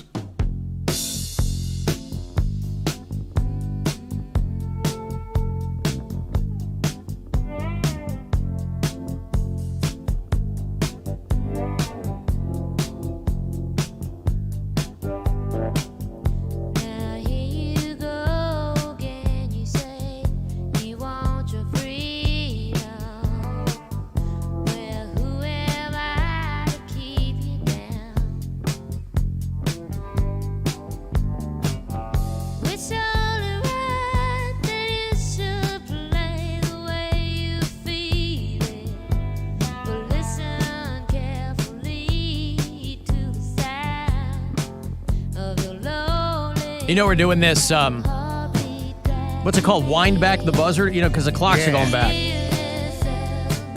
So there's probably going to be a lot of Fleetwood Mac this weekend, but we're playing all this stuff from like over the decades. Mm-hmm. Get a little deep with it, too. It's awesome. There's some deep cuts. I was listening to stuff that was on Stansbury's show when I was in here. I was like, oh my God. Like Styx and Prodigy and Joe Cocker. It's fantastic. So yeah, there's going to be some Fleetwood Mac in there too, but I was watching Stevie Nicks. You know, she was the musical guest over on Saturday Night Live a couple of weeks back, and she did a song that it was a very literal song about how it was very dramatic. You know, it wasn't particularly melodic, but it was very dramatic about how you can't have your rights taken away, and you know, you've got to get out there and fight for what you believe in, and blah blah blah. Obviously, on the eve of this election, and she mentioned on one of the cable news shows that she had never even voted until she was 70. And I'm like, oh my God, she didn't even vote for Obama. She's 76. Like she very first time she ever voted, of course she said it was a big regret of hers, but imagine that. In here, and then I have it in these typewritten pages that I can't hardly see. That's okay. For me, it was like read the words, listen to the song, and vote. No matter what. And I mean, I suppose you probably know that I never voted till I was 70. But now I regret that. Right. And I've told everybody that on stage for the last 2 years. I regret that, and I don't have very many regrets. Right. You know, there's so many reasons. Imagine that. Till you're 70. I mean, I understand people who, you know, Pound Cake was on the show. You know, he's a young man, and he was like, I'm not, you know, he wasn't, I don't think he started voting until... He would vote in, like, the major elections, but he wasn't... well, a lot of people do that. Yeah. I mean, I don't even begrudge people that. I mean, I think you should vote in every election because all politics are local. But I do understand most people get activated for the big ones. I mean, those are I understand that. But, yeah, you don't even vote till you're 70. But she got a book out, too, I think. But, I mean, they talked to her for Rolling Stone. And she was also... You know, on the subject of her saying that she was talking about abortion, and she was like, if I had had a baby when I got pregnant, it would have ended Fleetwood Mac. So it's got to be weird if you're somebody who is anti-choice and you vote that way, but you also love Fleetwood Mac. You have to be kind of ambivalent about that. She's like, if I had not had my abortion in the 70s, and I think most people know that Fleetwood Mac, you know, was You know, they were All very business. Very professional. Yeah. No shenanigans. Yeah. No hanky-panky. They were libertines of the highest order. And she's like, if I hadn't had my abortion, Fleetwood Mac would have ended. That would have been the end of the band. And of course, Rumors, one of the, when you talk about flawless albums from front to back, you know, you'll have these conversations with people and say, what is a perfect album? And of course, it was Fleetwood Mac's high watermark. I mean, one of the best-selling albums of all time. And that's not by accident. I'm sure that there are some modern examples of that. For instance, I think Alice in Chains' Dirt is a perfect album. There isn't a dud in the bunch. You go from front to back, every single song is 10 out of 10. And that's the way Rumors is. That's the way Steely Dan Asia is. And everybody has their own, depending on what genre you're into. I'm sure you have 10 out of 10 albums. Yeah. An album, Bare Naked Ladies or something. I mean, in Keeping Secrets of Silent Earth is... Coheed and Cambria. Coheed? Mm-hmm. Okay. And then the Blue Album by Weezer. Okay, that's a great... There you go. That's a good pick. I mean, I have some that are a little bit off the reservation. I think Lamb of God, Ashes of the Wake. I think that is a modern, perfect album. I think Roll the Bones by Rush. That's not a popular pick. You know, even among Rush fans, they probably think, they're like, what the hell are you talking about? I think Roll the Bones by Rush, 1990, maybe? Perfect album.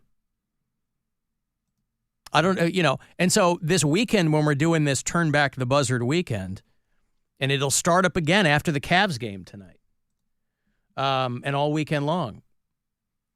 It's just all kinds of wild stuff that I haven't heard in a long time. Let me look into tomorrow. You want me to look into tomorrow and tell you what's going on? Yeah. Get a little sneak preview for everybody. Boston. Sponge. Now, a lot of this is stuff that we should be playing on the regular anyway, but the Michael Stanley Band, Steppenwolf, Pat Benatar. What song by Steppenwolf? And there's Ozzy and Foo Fighters. What's that? What song by Steppenwolf? Born to be Wild. The Cult. Eddie Money. Elvis Costello. T-Rex. How about that?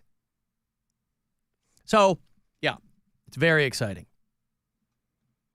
But Stevie Nicks, she's like, hey, I just started voting. Alan, this is Rich down in Jacksonville, Florida, listening live to the podcast, and you mentioned raccoons and their testicles and questioned the size on them. I can't question to the testicles themselves, but out there in the sticks, out in the country I grew up, you'd always find these country stores and little novelty items for sale, and they'd always have these dried raccoon penises, marketed them as like toothpicks or stirrers or whatever you would, but just want to drop that little fact on you. You can still find dried raccoon penises and sell in most country stores. Hit the show. Bye. Thank you, Rich. I appreciate it. A couple of texters told me that they did, in fact, euthanize Peanut. They did? The squirrel. That's a bummer.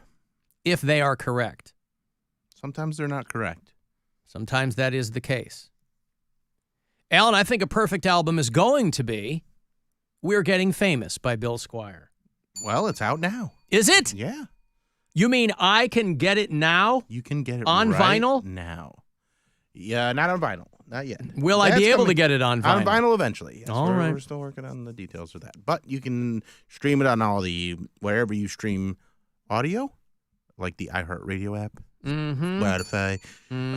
And then, or if you really want to help me out, those streamers don't give me great returns. So if you want to buy it, there's a link on my website and on my socials at Bill Squire and then BillSquire.com where you can purchase it from Amazon or Apple or something like that. Are you at liberty to tell us how much it is? It's $9.99. Ooh, it's a bargain at twice the price. Maybe $9.98, something like that. It's not, but back in the day, I'm very proud of it. It's really good. Back in the day, if you found an album that was $9.98, it had a sticker called The Nice Price. Because albums back in the day were like $17, $18. So if you found that one was only $9, It was, in fact, a nice price. People texting me their perfect albums. A Perfect Circle, 13th Step. See, I think Mare de Nam is the perfect album from them, but I'm not going to fight you on that one. I think the very first APC record is the 10 out of 10. The Hurting from Tears for Fears. Love those guys. I would not have thought of that one. Dark Side of the Moon. That's low-hanging fruit, though. I'm more of a Wish You Were Here guy. But that's the beauty of it. You can kick around and you can... Now, I also want you to ruminate over what the most imperfect album is. What's an album from a band you like, but every track stinks? You go, man, every track? I'm waiting for one of these songs to... It made Maladroit. It made you question why you even liked the band. No, actually... Everybody goes real hard on Weezer for their newer stuff, and I don't mind it at all. I appreciate I don't love it, but there's some catchy songs in there. I appreciate how prolific he is, and you're not going to hit bullseyes every time. Right. I'm happy they're still around. I like that they try new things. I still think the Blue record is their best one. Yeah. But I like that they're still around. I like that they've taken some swings and tried different stuff. Do you have any idea if We're Getting Famous comes complete with misplaced commercials on the iHeartRadio app? Do you know if that's in there? I don't know. Okay. I hope they'd go at least in between tracks. But you never know with that crazy iHeartRadio app. But you hope for the best. You guys can all check it out now. Let me know what you think. I would love to hear your feedback. Film yourself listening to it. Yeah. And then email him. And then tell, but don't tell Mary. Did you get Sarah's video? No, she hasn't done it yet. All right. Because that's for the... But she has agreed to do it? She's going to do something for it. Yeah. She's going to do a version of it. But I got a few different people. I got one that I'm real happy about. But there's... that's for the video release that's going to be in December, and I'll have more details on that soon. I did watch the final cut last night with my girlfriend because I was like, hey, I got the final cut for that. Do you want to watch it? And she was very excited. She was at the taping, but she hadn't, seen the finished product. She wanted to see the finished product, and she forgot about a lot of the stuff. And I'm watching it, seeing every little thing that goes wrong, but she's having a blast, laughing her ass off. So this was at the Agora. This was the Agora, yeah. Yeah. And I'm very Are there like sweeping jib shots? I mean, there's a little bit of movement. We didn't have a jib. I didn't have a crane. You didn't have a crane? I don't know. But if everybody buys this one, you can afford a crane. Then then maybe next time we get a crane. Let's get some crane money for Bill. Yeah, that'd be amazing. Not everybody's got crane money. I find those shots in stand-up specials can be kind of distracting too. Like they're cool, they're very cool, but I think you need like one or two tops. I've seen some specials where they're doing the sweeping crane shot again and again and again, and that's not how you watch comedy. You're not floating through the room, so it can be very distracting at times. But it kind of got to be a cliche shot too. Yeah. Whoever did it first, everybody started doing it. And you're like, okay, you want to show how many people showed up for your thing. Right. I get it, but they'll probably figure that out. Hey, if you want to pass this along to Alan, my son drives for Amazon, and he just called me, says, hey, Dad, where's Alan Cox live? I said, Bay Village. He said, I just delivered to his home. How cool. Period. So your package is delivered safe and sound. Hey, how about that? Now that's service. That is. Yeah. I came home last night to my blender sitting on the front step. Ooh, that's exciting. Except the spot that we put our blender, it's underneath a cabinet. Mm-hmm. This is too tall. I didn't think to those little things. Yeah, I didn't think to measure the height of the blender because we had an Oster blender that we had forever, and it's fine, but it's starting to burn out.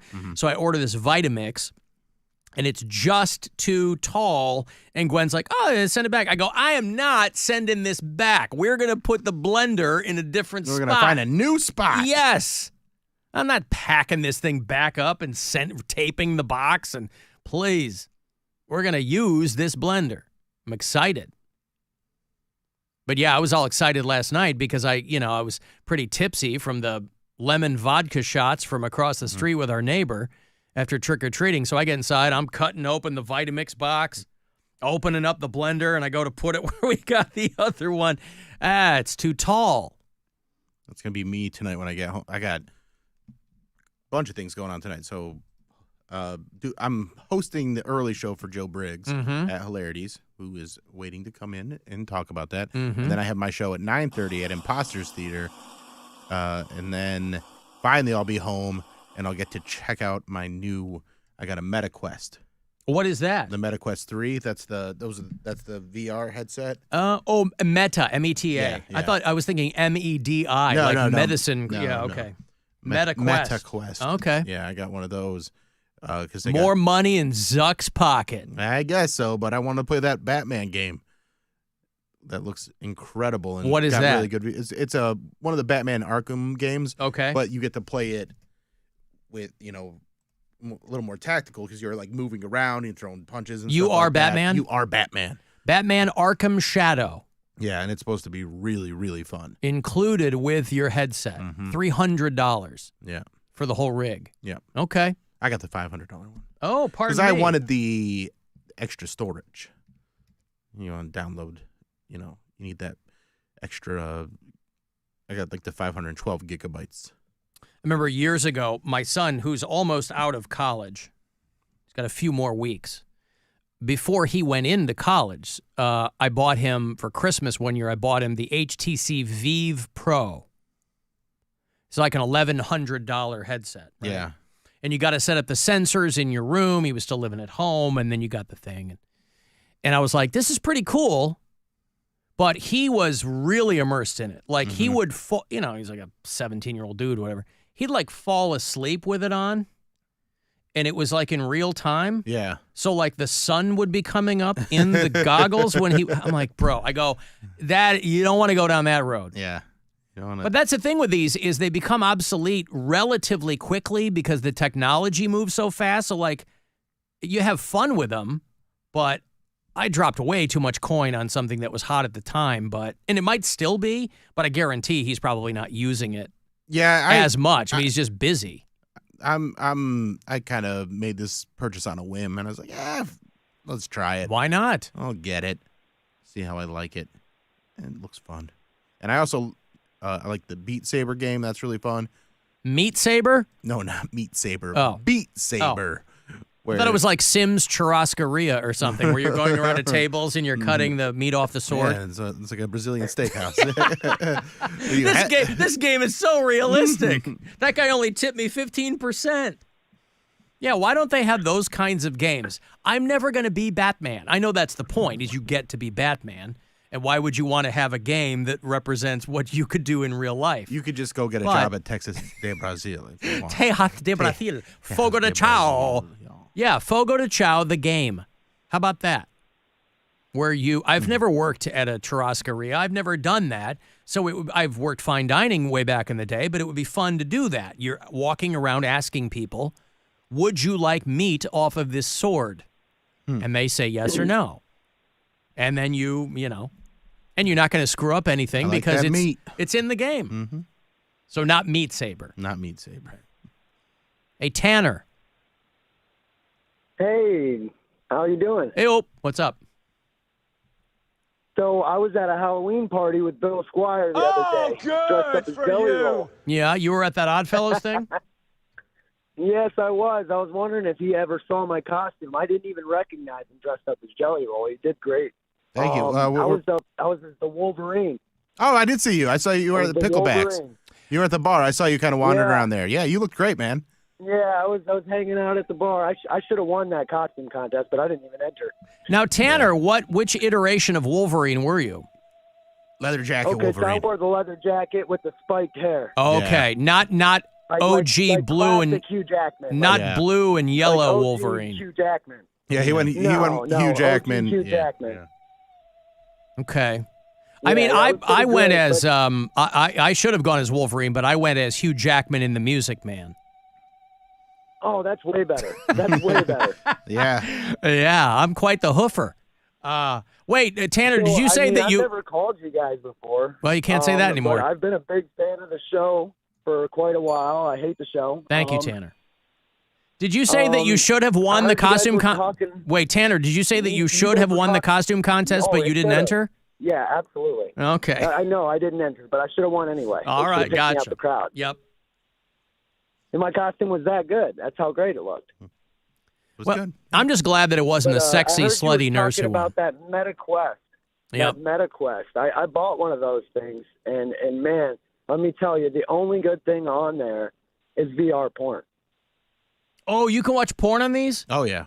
See, I would try it out for that, I guess. Which version do you have? So I have the 2. Yeah. I've played the 2. It was all right, but I guess they've made some leaps and bounds with the 3, so I'm going to try it out. You can always return it. It's Amazon. I mean, I honestly, I don't play it. I played it for a couple months and then it died. Plus, if you're watching VR porn, they probably are less likely to take it back because they figure it's been soiled. It's been defiled. Right. Yeah. Yeah. Well, it's a brave new world. Okay, thank you, Tanner. Dirty and sticky and. Right. Okay. Thank you, Tanner. All right, there you go. There's Tanner, who was at your big Halloween party. Yeah, that was so much fun. So wait, Wolverine leather jacket, it's just spiky hair and a leather coat? I mean, he looked good. He had the claws, too. Claws, yeah, but no costume. Yeah, I mean, he looked good, but there were people that put a lot more time and effort into their costume. Like the guy that won was a 12-foot tall Grim Reaper. Mm-hmm. So like that, and he built the whole costume himself. There was other people, they were dressed like, mermaids and a merman, and they painted their whole bodies. Like and stuff Zoolander. Like that. Yeah, I mean, there was a lot of work that went into some of these costumes, so. If only there had been a 13-foot Grim Reaper, he could have won. Always next year. It's on height alone. We'll do it next year. You doing one next year? Oh, I think we'll do it again next year. One of these years, I'm going to do Halloween. Mm-hmm. Maybe we should have an Alan Cox Show Halloween party next year. There you go. Bring those back. We had them the first few years of the show. That's the only instance in which I'd really go full tilt boogie. All right, listen, Joe Briggs is going to join us in a bit. He is filming a special tonight at Hilarities, and he's part of Bill Squire's Chris McQuanzica as well, so we'll catch up with him. You want to go see Sullivan King? Are you hip to Sullivan King? It's a lot of metal, it's a lot of EDM, and he's on tour and coming to Cleveland. The Chaos Will Bring Peace tour. He opened that Avenged Sevenfold tour earlier in the year and does it's a wild show. It's got some really cool openers. MMS in 2 hours to midnight presenting Sullivan King. If you want to go, I'll have those tickets for you after the break. And then 4:30, next chance to grab a bit of money.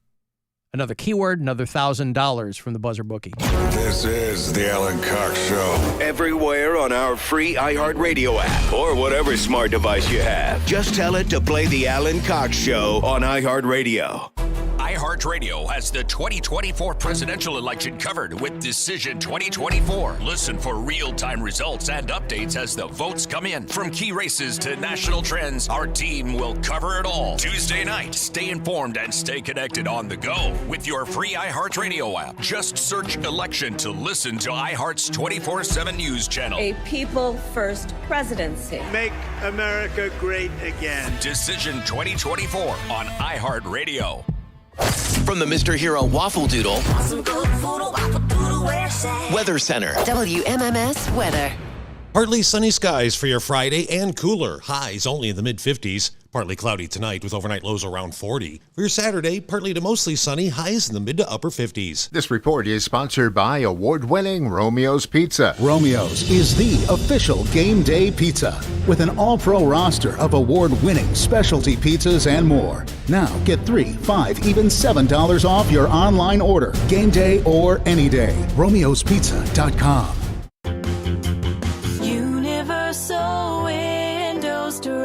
Hey, it's Alan for Northeast Factory Direct. You've been thinking about updating your kitchen? You know, at Casa Cox, I was just talking about it. I might need a brand new cabinet, a shorter one, so I can get my brand new blender in the same spot.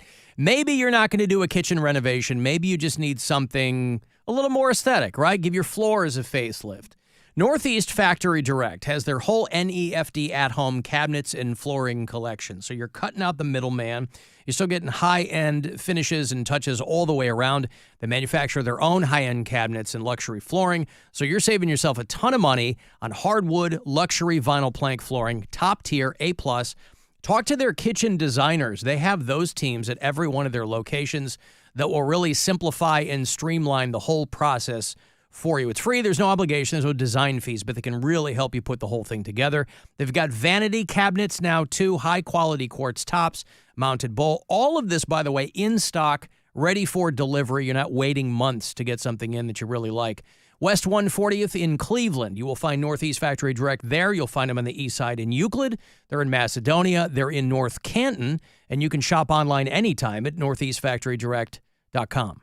Ken Ganley Chrysler Dodge Jeep Ram is celebrating grand opening specials at all 4 locations. Drive a new 2025 Ram 1500 Bighorn 4x4, just $249 a month. $249 during Ram Power Days at Ken Ganley Chrysler Dodge Jeep Ram, Aurora, Bedford, Mentor, and Norwalk. 36 month lease, $49.95 due at signing, 7,500 miles a year, plus tax, tag, title, and dock fee. No security deposit on approved credit. Did you know your skin is the largest organ of your body? Huh? That's why you should shower with Old Spice Super Hydration Body Wash instead of plain old bar soap. Love your skin by super hydrating it with vitamin B3 and glorious notes of vanilla and shea. Did you know that my super hydrated skin is the second largest organ of my body? The first is my heart. Old Spice. Men have skin too. Old Spice Super Hydration Body Wash. 24/7 renewing moisture. With daily use. With its new look and taste, Dasani is always crisp, clean, and refreshing. So, when thirst calls, answer with the new refreshed taste of Dasani water, now without salt. Learn more at Dasani.com. At Uline, the prevailing opinion is, if you don't live it, you don't believe it. The people at Uline believe in hard work, and they live it by being there 24/7 to answer your call, having 41,000 items in stock, and offering same-day shipping from 12 locations across North America.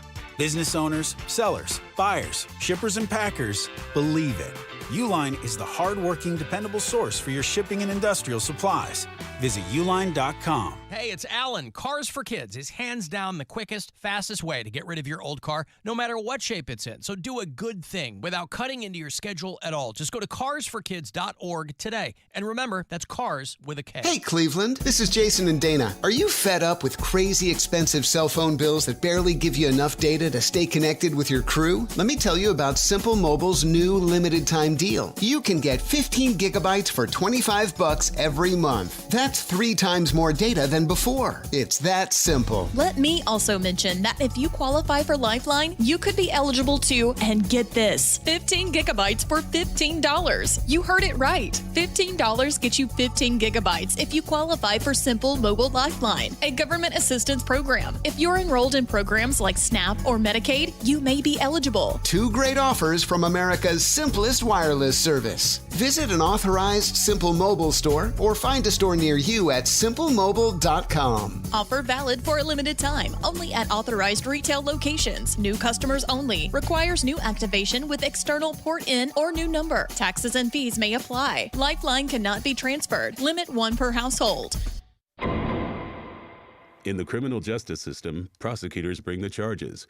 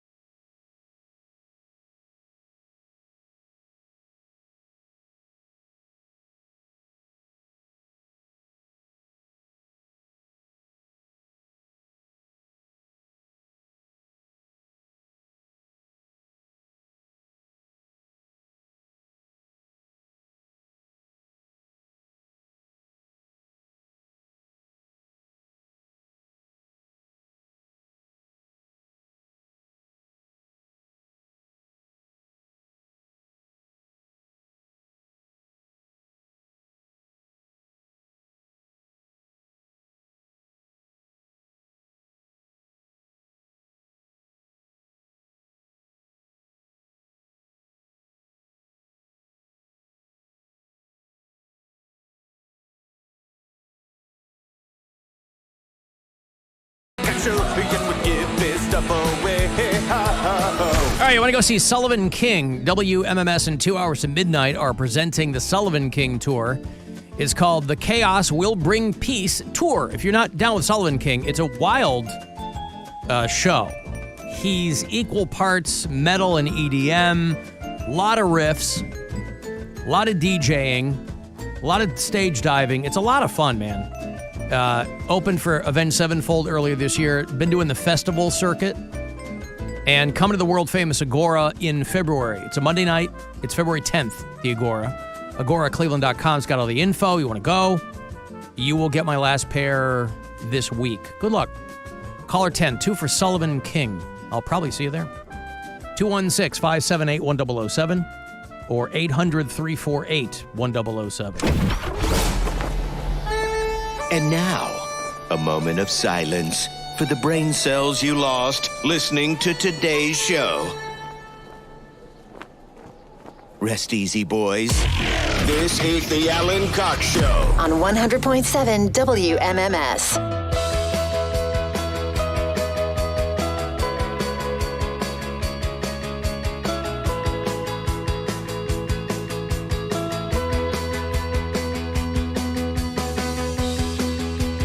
Thinking about thinking of you. Summertime, think it was June. Yeah, think it was June. You saw these guys are coming, Bill. They are. Yeah. I did not see that. Stereophonics. They set their 2025 tour. The venue is TBA. Not sure what that stands for, but one of those new venues, Joe, that they're building all over the place around Cleveland. But it's March 29th. If you're a Stereophonics fan, I knew Bill would be excited. I'm a big fan. So yeah, Joe's March not really a music guy. Joe Briggs is not a music guy. I bet you don't even have a Bob Seger tattoo. I do have a Bob Seger tattoo. Oh, okay. It's not good. I hope my dad's not listening. He doesn't know about it. Your dad? Yeah. He hates tattoos, and I have like 4 of them. I thought maybe he hated Bob Seger. No, everybody loves Bob Seger. My wife, she has a vanity plate, Bob Seger. Really? Yeah, she's from Michigan. Yeah, she loves Bob Seger. Oh, dude, I love Bob We've seen him a couple of times, but it was years ago. We saw him here at the Roma Fijo, second row, and Jay Giles' band opening up. No. And the dude's grandkids are off to the side, right? Bob Seger's? Yeah, this wasn't the farewell tour. It's a few years before. And the grandkids are all standing there. They're all teenagers. Yeah. And you would think, oh, that's just their grandfather, like they might not care. They were fully into it, totally into it. He rules. Yeah. It was a great, great show. Bill's seen me sing Night Moves at karaoke. I tear it up. I give him the business. The business. So what is the tattoo then? Like the Silver Bullet Band logo, or what is it? It's not a face of Bob Seger, is it? Let me see. Where is it? On your ankle? No, it's on my entire leg. Oh, then you probably can't. Oh yeah. But like, read the. Well, I'll tell him that it says, "For God so loved the world, He gave His only begotten Son," and then it's Bob Seger's face from the cover of Night Moves. Yeah, Night Moves. That's fantastic. Joe Briggs is here, tattoo and all, because he's taping something tonight at Hilarities. Yeah. You look thinner. I lost weight. That would account for it then, wouldn't it? That was a very Marty response. A real space cadet response, I know. But you look more svelte, if that's the word. I've been stomping around New York. Yep. Shedding. I cut my hair. But you've been in New York for a minute, so you've been walking everywhere. I just stopped. I stopped eating meat in January for a couple months. Yep. And I literally think the majority of my weight loss was just not stopping at every single hot dog vendor. That's what I was going to say. Yeah. It's usually mostly something. It's hot dog weight. What's the most you ever stopped? Most I ever stopped? Or like the most hot dogs you ever had in a day? In a day? Like in New York? In New York when you're just walking around. Like probably in like a full 12-hour. Full day. Like probably like 8 or 9. 8 or 9 hot dogs. They're so good. No, I agree. Like, I mean, I used to. Hot dog bowl. There was a period of time where I was doing the show every year for the MTV VMAs. Yeah. So it was like 10, 15 years ago.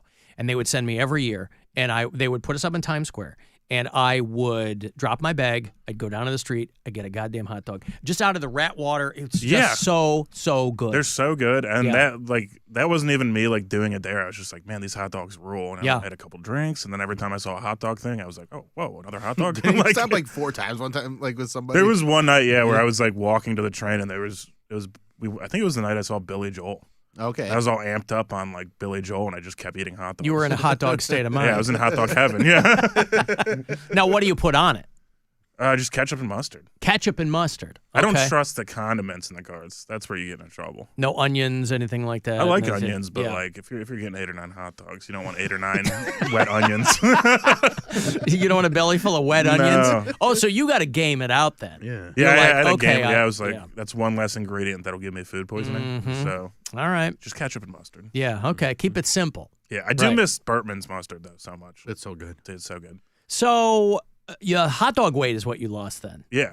Because I'm always a little bit envious of guys that are like, I lost a bunch of weight. I stopped drinking beer. Like that's not a thing for you know what I mean? No. Yeah, That is not it. That's not it. That's not it. Still drinking all the beer? He drinks a lot of High Life. Drank a lot of High Life. I think I did. I had a. Imagine if you stopped drinking beer and stopped eating hot dogs. What's the point of I living? mean, you can't make it Yeah, a if I could get terrible a- existence, I guess. If I could have a hot dog and a High Life right now, I'd go nuts. Hot dog and a High Life. Yeah. Yeah. See, we're coming up with all kinds of I good got Miller album Lite. names. You want a Miller Lite? Miller Lite's fine. Is that in the fridge? Yeah, it's probably 2 years old. No, good. I don't think it's been in there that long because they just cleaned the fridge out. I think that's relatively that's a new. newer one? Okay. Yeah, I I don't think know. so. I never trust the fridge beers here. I always do this thing where I don't know if you've ever done this, where like when I move into a new place, I put one beer in the back corner of the fridge from the day I moved in, and then leave it until I move out and drink it. I do not. Do you really? Yeah, it's You so drink it's- it? Like when I lived in Lakewood for 4 years, and I Yeah. put a the brand Black Label. Yeah. Yeah, it was a Black Label. It was. Oh, not you're good. not gonna be able to tell. You Well, I could was tell. gonna- yeah, but- you could tell. But is that true? Like any beer, it's not going to get jammed up in what period of time you're. 4 years is a 4 long years is a long time. Is it for a beer? For a bad beer too. Oh, I don't yeah. know. Okay. I think they only last like 6 months, right? Or Really? They're supposed to. I thought if like you don't, you have a case of it in the garage, it's not refrigerated or anything. But if it's in the fridge, You might get 8 months out of it, but I want to. Oh, 8 months, really? 4 years is a long time. It was like know flat and gross when I drank it. Yeah. Yeah. But I drank it. I thought as long as you didn't pop it, you were fine. No. See, I don't know these things. I didn't know. I don't either. have This cans was- of beer in my house, so I don't know. I don't really buy beer for the house either, but I just when I move in, you have everybody over the first time. I Yep. leave one beer. I get people that leave beers. Yeah. Like from I have a bunch of beers left over from my Super Bowl party still, and they're just sitting there because I don't drink a lot of beers at home. I mean, my favorite. There's a he knows him, Mike Strank. He doesn't drink at all. He Yeah. he never drinks, but he still has beer in his fridge from like 2 years ago when I left it in his fridge. And I'm like, just throw it out. And he's like, no, I don't want to waste it. I'm like, you don't drink. And also, nobody's gonna drink it now. Yeah, nobody's gonna drink Nobody it. You wants don't- it. Just throw it yeah. out. Yeah. You knew it was yours though every time you went over there. Yeah, it You're was like, hey, there's my beer. There's my PBR. I was Yeah. wondering where I left it. You don't have to worry about anybody else drinking it. So what is tonight going to look like? What's tonight? You must be very excited. So no, no, just nervous. It'll be good though. You should go. Why are you nervous? Oh, because I don't like crowds of people. and- Oh, okay. Yeah, and You could do your show with your back to them. that's not how you want to record it. No. Traditionally. Have you seen the comedian with his back to the crowd? He is a delight. I mean, didn't Mitch Hedberg used to do that stuff? I have no idea. Yeah, he kind of did. Yeah. He kind of did. He would like hide behind curtains sometimes and just do his jokes.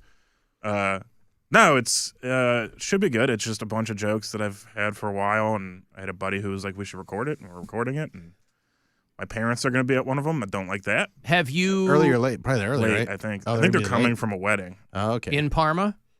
Where are your Well, parents? They live in Parma. I don't Yeah. know. Yeah.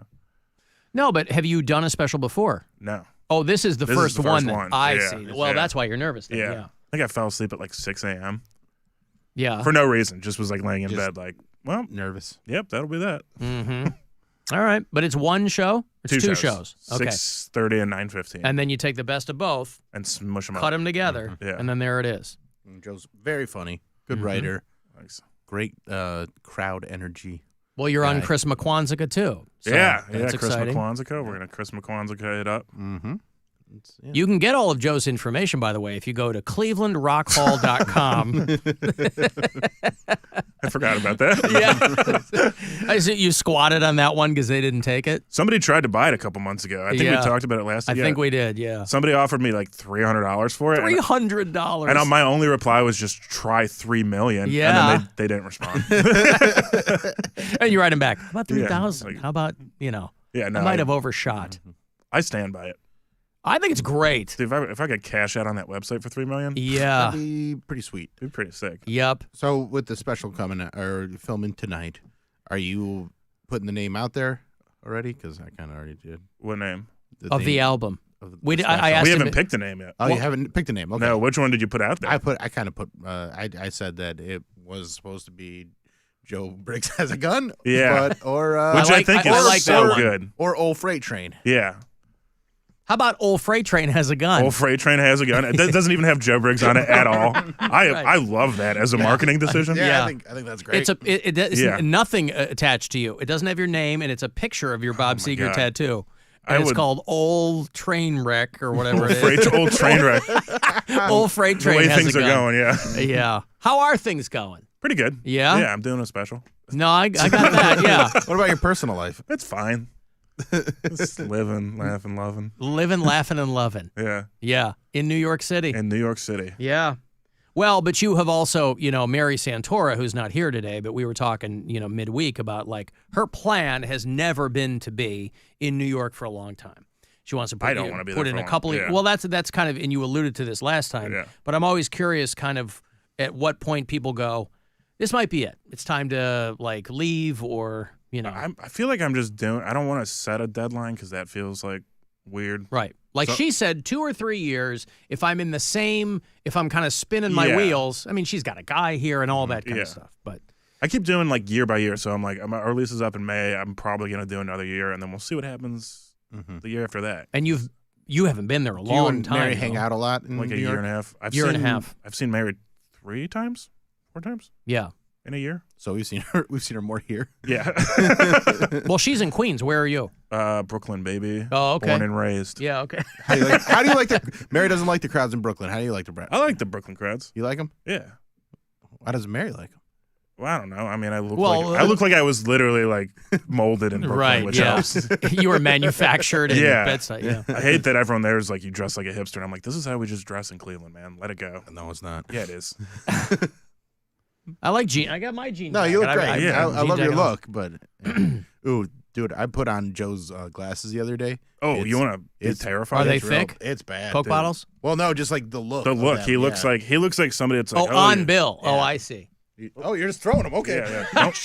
Don't have a backup pair. Don't break them. Okay. Don't throw them back though. Oh, cool. What's the matter with those? I mean, they are thick. When Bill wears them, he looks like he's gonna say something real creepy to your daughter's gonna grow up to be a real looker. Yeah. That's what Bill looks like with those glasses on. If your dad can't take you, I can. Yeah. Hi. All right. I got to give away some money here, so hold that thought. Hang on to your glasses. And it's $1,000 from the Buzzard Bookie. Whoa. Here we go. This is your chance to bet with the Buzzard Bookie and win $1,000 now. Enter this nationwide keyword at WMMS.com. Bills. That's bills. Enter it now at WMMS.com. All right. Joe Briggs is doing his special tonight at Hilarities. Not Joe Bob Briggs. No, that's got to be a thorn in your side, boy. Did we talk about that last time? I don't know if we did, but that guy, I mean, Googling you, it's a picture of you, 10 pictures of him. Yeah. I'm he's not Joe Briggs. You're Joe Briggs. There was a when I first moved to New York, I did a show at a club, and I was kind of oh, I'm surprised they booked me. But I was like, oh, maybe comedy was going better in Cleveland than I thought it was. Somebody told them about me. Mm-hmm. And then I go on stage, and they have the TVs next to the stage with people's Instagram handles. And I get on stage, and I hear it was Raj in the back, and he's cracking up, and I'm what's going on?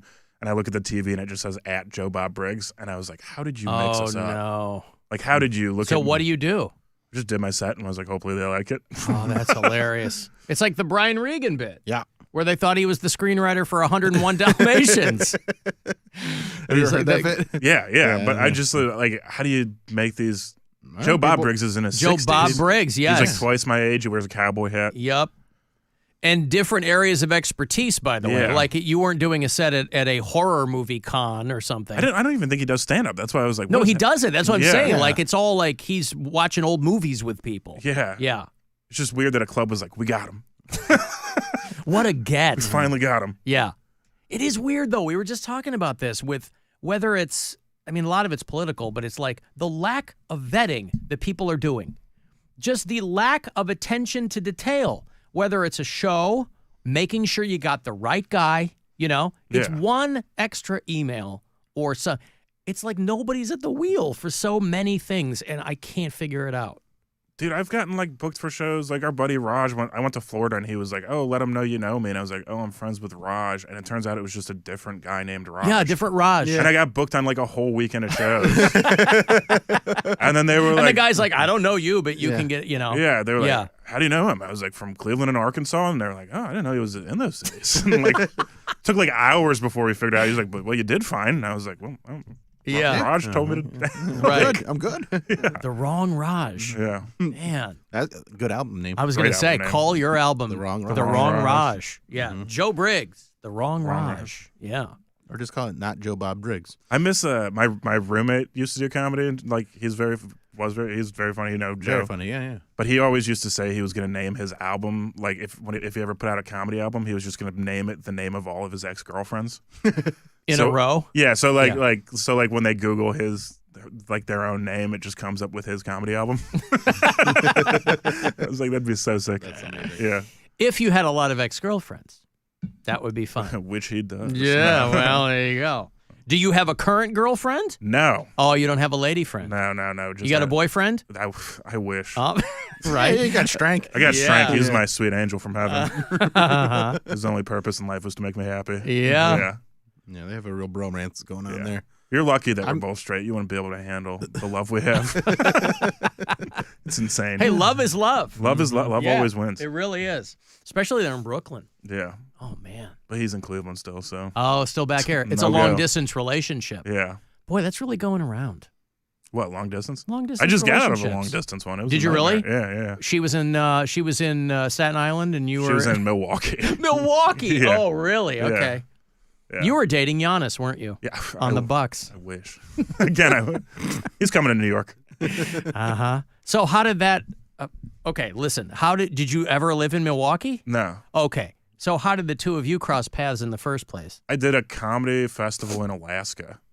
Okay. And then she was also in it, and then She was a comedian. Yeah. Okay. And I showed up there. I was sick, so I missed like the first couple days. And then the first show I get to, I'm like hopped up on NyQuil because it was the only medicine I bought, and I had to do the show. And I get there, and they're like, "Hey, just so you know, you have to do this show in your underwear." And I was like, "I don't want to do it." Oh, it was one of those? I heard about those. I hate those so much. Just let me do stand-up. Underwear. Just let me do stand-up. Right. But they were like, "You got to do it in your underwear," and so I did it. And then afterwards, I was like, "I need a drink more than I've ever needed one," because I just had to do stand-up in my like everyone else is doing lame stuff too, like putting cans in their pants or like carpet, and it's like, right. But I got off stage and went to the bar, and she was like, "Oh, we met one time in Milwaukee when I did shows there." And she's like, "What are you doing?" I was like, "I need a Miller High Life and a shot of Fernet." And she was like, "Same." And then we hung out the whole weekend. Wow. Yeah. Yeah, I fell in love in Alaska. It was weird. So she went back to Milwaukee. You go back to New York. Yeah. What's the Milwaukee comedy scene? I mean, I grew up in Chicago, so it's like Milwaukee. We were there all the time, but I was a kid. I wasn't paying attention to comedy. I mean, it's like weird because it was good. Like I did shows there, like when we were dating, and it was actually like good. But I feel like a lot of their comics just moved to Chicago. Yeah. Because it's so close. Right. So like if you want, it's a lot hipper than it used to be, though. Yeah, Milwaukee cool. used to be like, oh my god. Went to like a Brewers game. It was cool. Now there's like, stuff going on. Yeah. It's a couple bars, but I think Cleveland has a better scene. I stand by that. I think you're probably right. I think so too. I mean, I can't. Obviously, I don't know both. Take that, but I mean, Milwaukee. Yeah, Schlemiel Schlemazel. And we don't have comics that break people's hearts. Hey. So she's still in Milwaukee. It just didn't work out. It ran its course. Better stay there. Yeah. Yep. Distance is hard. She got tired of you choosing hot dogs over her. Baby, what do you want from me? Yeah. I got to live. Don't ask me to change. I got to live my life. I gotta live my life. If I can't eat a hot dog, then what's the point of living? What is the point? That is a Billy Joel song right there. Hot dog is life. Joe Briggs is doing a show tonight at Hilarities. You'll have a great time. What time are the shows? 6:30 and 9:15. I really should have this like memorized. I probably have it in front of me. It's 6:30 and 9:15. 6:30 and 9:15. Let me double check here. And our buddy, so we all know. I'm hosting the early show. John Armstrong's hosting the late show, and then Brett Thomas is featuring in those shows. And Brett Thomas last night did my show at High and Dry, and everyone did like a character of like a famous comic, and Brett's notoriously like deadpan and dry. He sounds like he's like, hey guys, I'm gonna do some jokes. That's like a pretty accurate impersonation. But last night he did Sebastian Maniscalco, so like his version of animated doing, like he was up a half a notch from what his normal energy is, but doing Sebastian jokes, which was the best thing I've ever seen. And he actually did funny. Sebastian material, right? Yeah, he did. He did. It was so funny. And he's like, aren't you embarrassed? What the donut thing? 6:30 and 9:15 tonight. Yeah. At Hilarities. You might know it as the 4th Street Theater or Pickwick and Frolic. Did you hear your brother help you market it all? No. Also, what I'm most proud of is when I was walking here, there's like Doctors Without Borders right by Corner Alley. Uh-huh. I didn't give him money, but I talked him into going to the show later. Nice. Now I kind of feel bad. I'm going to give him money. Well, remember when we went to see Mulaney last year? I mean, laughter's the best medicine. It is the best medicine. They do have borders. The first time Joe ever got recognized at, doing comedy, we were at like 2 years ago. It was 2 years ago, yeah. We went to see John Mulaney, and we're walking around the concourse, and this lady cute girl goes to Joe and goes, "You do comedy. I think you're funny." And Joe is just like, I didn't know how to react. He's like, I do. Thank you. Yeah. Bill watched me like short circuit because I was just like, I was like, dude, go get her number or something. And she was already gone. She was already gone, and I was like, I don't want on a plane back to Milwaukee. Yeah. I didn't want to ruin that moment. I was like, this is the first time I've ever been recognized. I'm not going to ruin it by getting rejected. That's great. Yeah. And the thing is, the first time you ever get recognized for something, it could be the last. Yeah. You want to savor the moment. Yeah. You might not get another shot at it. No, it was good. I was pumped about it. She recognized you. She thought you were funny. Did she say I was funny? I think she literally just said. She said. She did? Okay. She said you're funny. All I remember is her going, "You do comedy," which is a weird way to like start a conversation. But also, if you know somebody does comedy and you don't like them, you don't go, "You do comedy," and I dislike it. Yeah. End of statement. Yeah. Yeah, but you never know anymore either. People feel really compelled to tell you when they don't like something. We get that. You know? We get that a lot where people. I feel like they say like, "Oh, big fan," but then I sometimes I'll know who the person is, and I'm like, I actually know you don't like me. Yeah, you are lying to me. You listen to the show, but you say mean things about me a lot. Or there's like, I don't know if you've ever done like showcase style shows where someone's like, "You were very funny, but I liked him better." Yeah, and it's always like you could have just stopped it. You were really funny. Yeah, all you had to say was you were really funny. That was Dalton's album, right? Yeah, You were funny too. You were funny too. Yeah. Oh, you were funny too. Yeah, I saw that. I came for the other guy, but see, that's what you want. I came for him, but I saw you, and you were great. That rules. That's the best feeling. That is the best. Yeah. Yep. New fan. Well, it's good to see you, dude. Thanks for coming having me. Yeah. Joe Briggs and his Bob Seger tattoo and his deep and abiding love for hot dogs. Yeah. At Hilarities tonight, 6:30 and 9:15. He's taping. Mom and Dad will be there. At one of them, I think. You want to impress his parents. You want to show up. I want to so that impress his my parents. feel good about the whole situation. Yeah. They're supportive, I hope. Yeah. How is your mother? My mom's a sweetheart. I know. Yeah. I remember. Does she have any tattoos? No, I'm the. It took me a second to even know. I was like, I like to throw tattoos out just to see if. No, she has. I think neither one of my parents have tattoos. My brother has one they don't know about, and then I have a couple. They stop saying this stuff just that they don't threw know them about. under the bus. Well, I was going to say they frown on that in general. They think it's defiling the body, or my what? mom. I don't think cares. My dad's just like, you're going to regret that one day, and I was like, I'm never going to regret anything of that. Right? Why would I do? Yeah, I'm not 17, by the way. Yeah.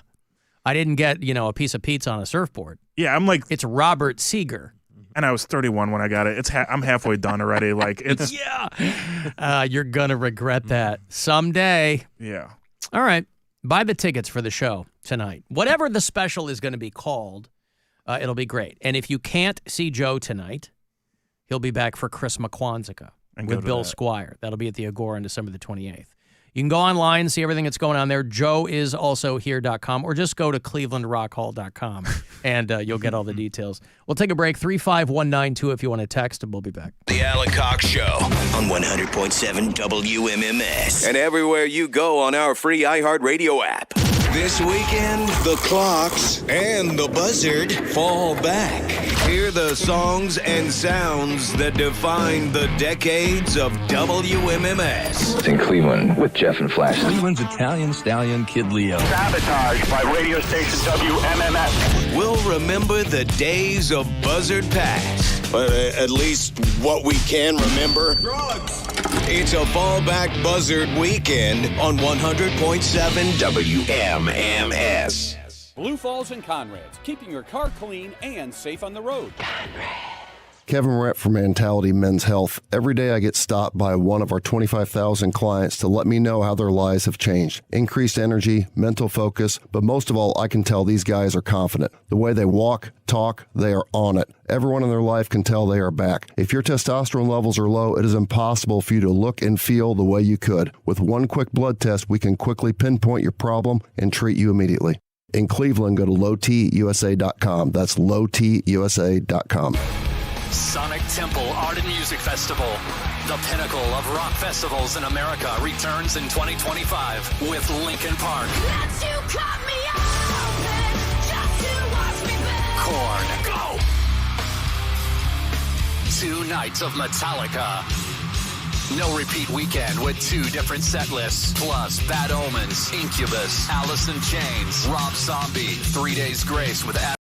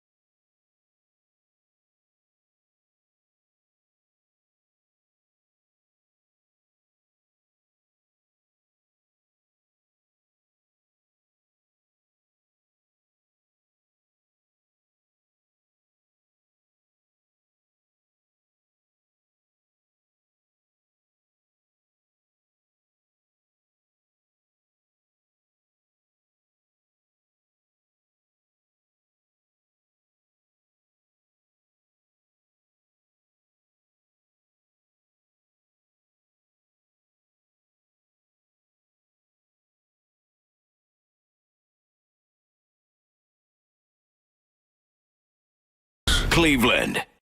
Call the Alan Cox Show. I'm sure it'll work for people on vacation when they don't have to do something, but I can't imagine it working on a day-to-day basis. 216-578-1007 or 1-800-348-1007.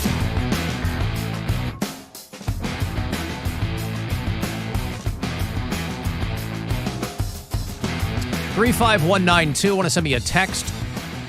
AlanCoxShow.com. Want to email me? You can do it there. If you want to watch live, you can. Find the Alan Cox Show YouTube channel. Cavs play tonight. You will hear that on the iHeartRadio app and, of course, live on WMMS. Cavs against the Orlando Magic, 7 o'clock at the Romo Fijo, before they hit the road to play in the aforementioned Milwaukee, Wisconsin against the Bucks. And then the Bucks come here on Monday.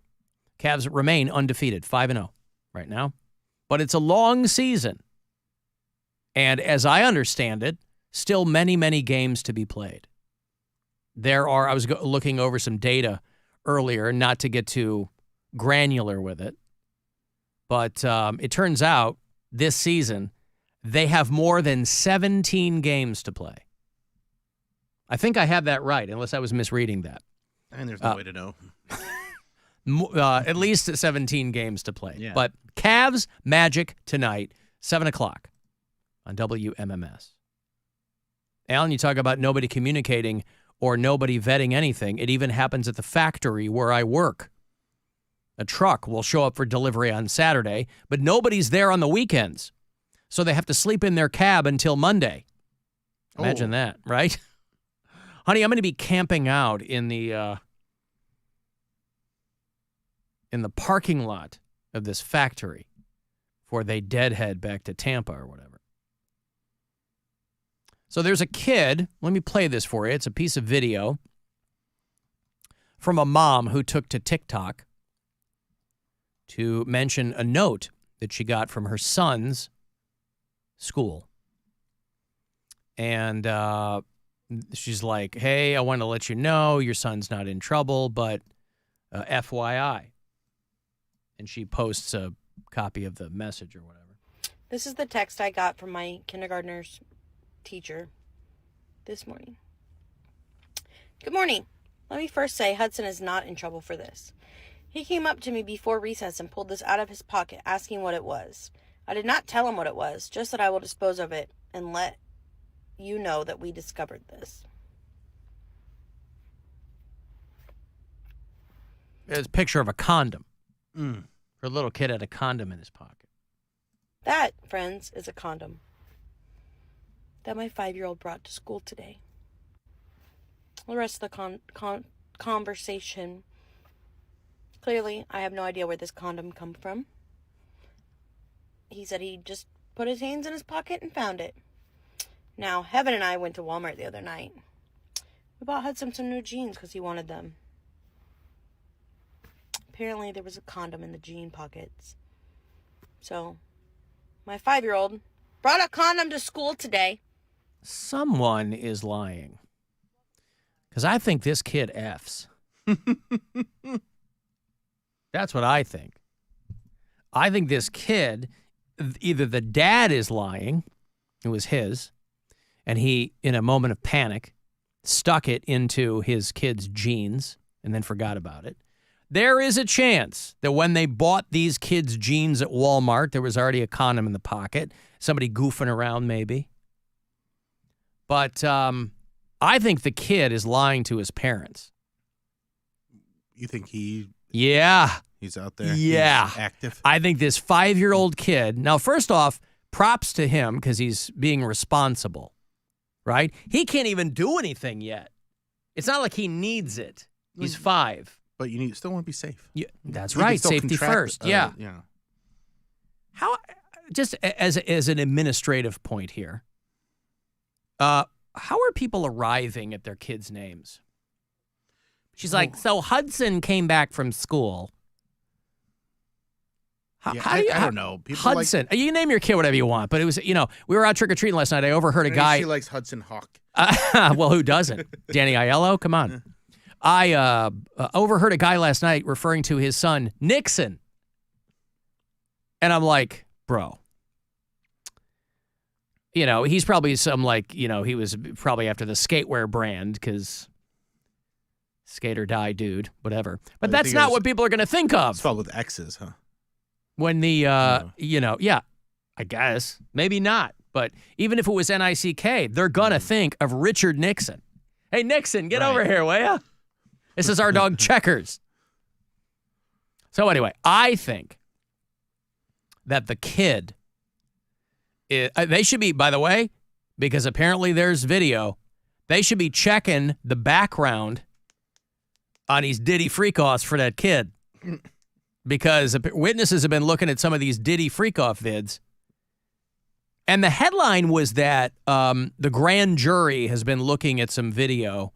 And the headline was that there were A-list celebrities in one of the Diddy videos that they looked at as part of this ongoing litigation. And I was thinking, these people must be clenched up, worried that they're going to get found out. Well, it turns out that the celebrities were the victims, including underage stars. Now, it might be a lot of clickbait. There's a guy who's kind of been making the rounds, and I'm not quite setting up another Nickelodeon documentary. Yeah. But no, I was thinking I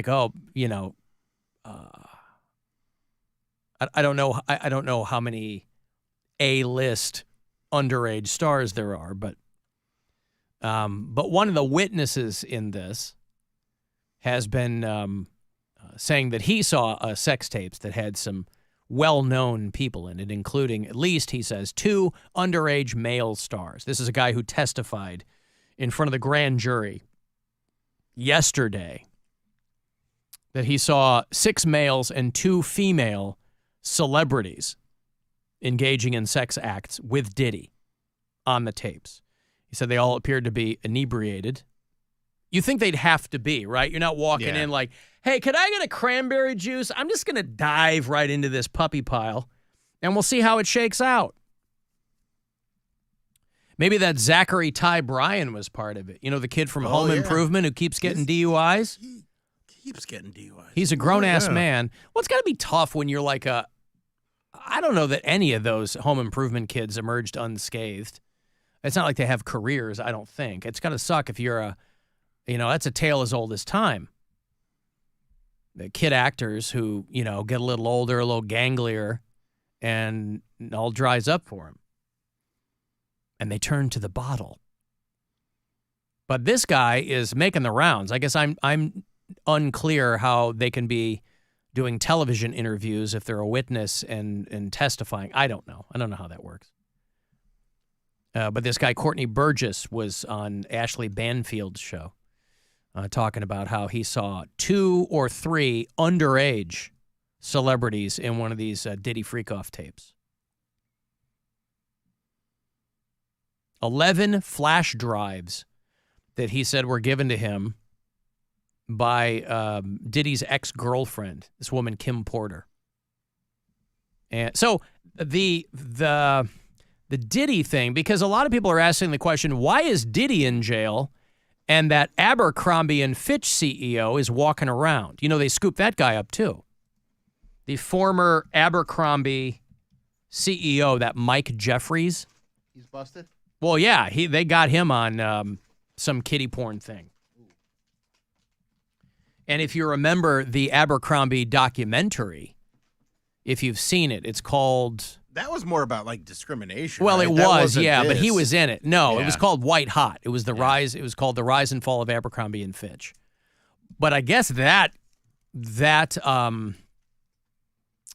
documentary led them in the direction of looking into this guy, Mike Jeffries, who is 80 years old, by the way, but he's had so much plastic surgery, he looks very, very strange. I mean, he's had, a lot of tightening done and whatever. But they arrested him. 16 federal charges, including sex trafficking and prostitution. Abercrombie and Fitch, by the way, based in Ohio.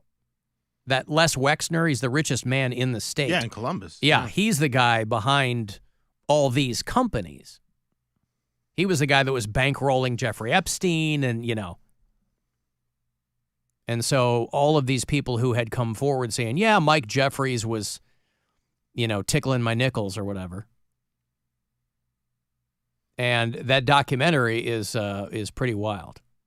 Because the whole thing, it is largely about discrimination, but that whole documentary is also kind of alluding to the fact that, they liked smooth boys to be their models because that's what some people liked. And this Mike Jeffries guy was credited with making Abercrombie what it was. Abercrombie and Fitch had been around since the 60s. And it was like in the toilet. And this guy comes along, he's like, we're going to have half-naked people stand out front of our stores. We're going to send these glossy catalogs out. But obviously that kind of environment, in hindsight, you go, oh, that was like that was a playground for people who probably did not have the best of intentions. And so, yeah, Mike Jeffries, they've indicted him on a bunch of nasty charges, but he's walking around. And Diddy's in jail. And they can't figure out, the cases are not exactly the same, obviously. I don't know that there were Abercrombie freak-offs. I'd like to know that. But you have to think there are a lot of people worried about these Diddy tapes. He's just trying to stay out of prison for the rest of his life. But there have to be a lot of famous people in these. The white parties are one thing. We've all seen photos because he invited so many people to the white parties that, people go, oh, look, Trump was at, everybody was at the white parties. Yeah, I think those parties, he had a ton of parties. And I think when you throw all those parties so that the ones that are extra freaky kind of get, it creates like a thing like, oh, I was at one and it was wild. And then there's the ones that were actual like illegal stuff happening and abuse flying in hookers. And, those ones kind of get mixed around with that. And then it just becomes rumors, not actual evidence. Right. No, the Epstein stuff with Trump, that's a whole other thing. You can pin him to that. There's like Epstein tapes that they dropped of him talking about all that stuff. But the Diddy thing, everybody wanted to get invited to Diddy parties, the white parties. And people who don't even have the whiff of impropriety about them, right? If you see Martin Short in a white suit at a Diddy party, nobody's like, oh my God, Martin Short was at the freak-off. They're like, no, it's Paul Schaefer in there. Those aren't the guys they're thinking now, of. I would like to see Jiminy Click at the white party. A big white suit. Mm-hmm. So, yeah, this witness says there's a whole lot of videotape from the freak-offs that got some underage celebrities in there. And obviously, people are curious about who those might be. Alan, in the car community, some kids are named after cars. Hudson, Lincoln, Zephyr. Zephyr.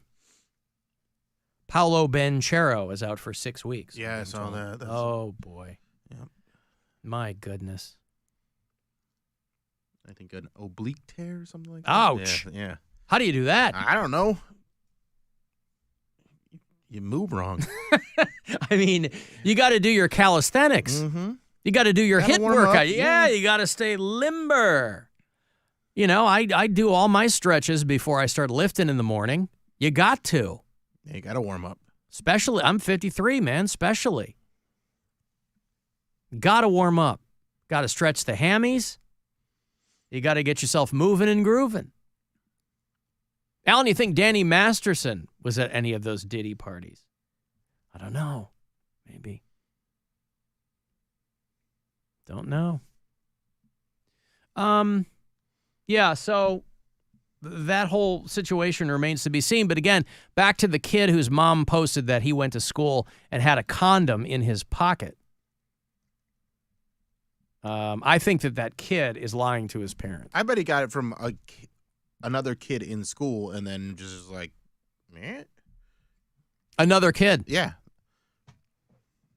I think it would have been better if the teacher was like, hey, he's not in trouble or anything, but we found this in his pocket. And it's a used condom.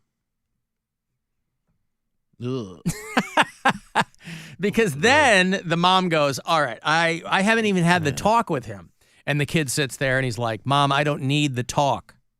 I'm walking the walk, Mom. Look at this. Yeah, I used it, and it's still empty. Nothing's coming. It's still dust. I'm 5. There's nothing coming out. I want to be sure you know how to use a condom, rubber, a raincoat, a boner bucket, party hat, squirt skirt, love sock. Mm-hmm. Love sock. So the real explanation is probably not that exciting. Let's be honest. It's probably not that.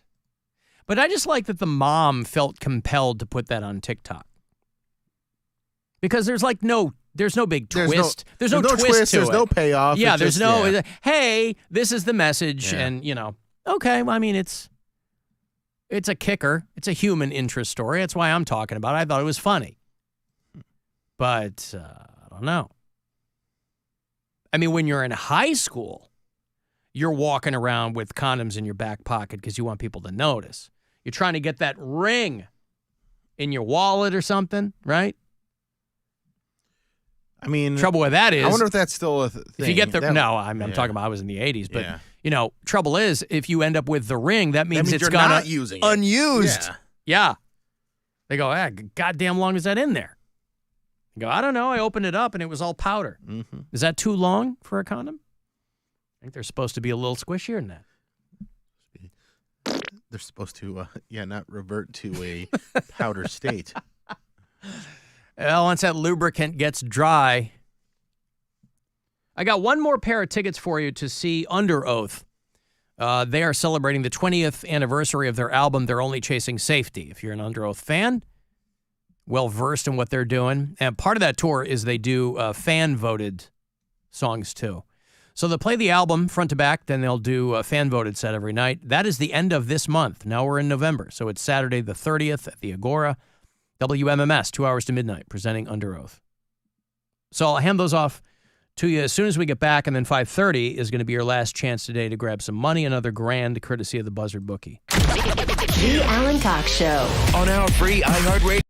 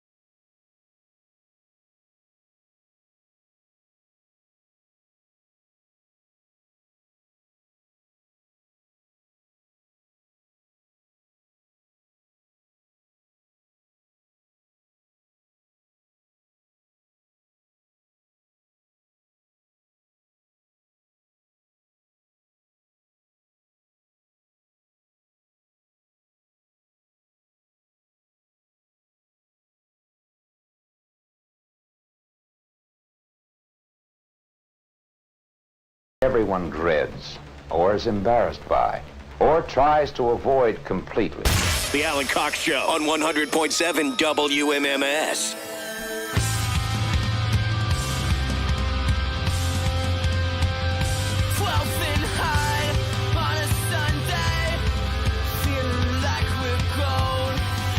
It's a good song. Reinventing Your Exit off of that album. Also, it's worth mentioning, since they're going to play all 10 tracks front to back, smack dab in the middle of that album is like a jazzy little instrumental that I'm sure they're going to be throwing in there as a little interlude. That's not bad. It's called The Blue Note. I think Under Oath started as a Christian band when they first got going. I don't know if they were playing the worship festivals or what, but that's usually the way it goes, you know? The more popular they get, they go, well, they slowly backed away from being a Christian band. I don't know if that rises to the level of them renouncing their faith, but as a band, they don't want to be identified so much as a Christian band. But I'm pretty sure that's how they started. Also, be very careful as far as spelling goes. I'll point this out to you. It is Under Oath, not the band Undeath.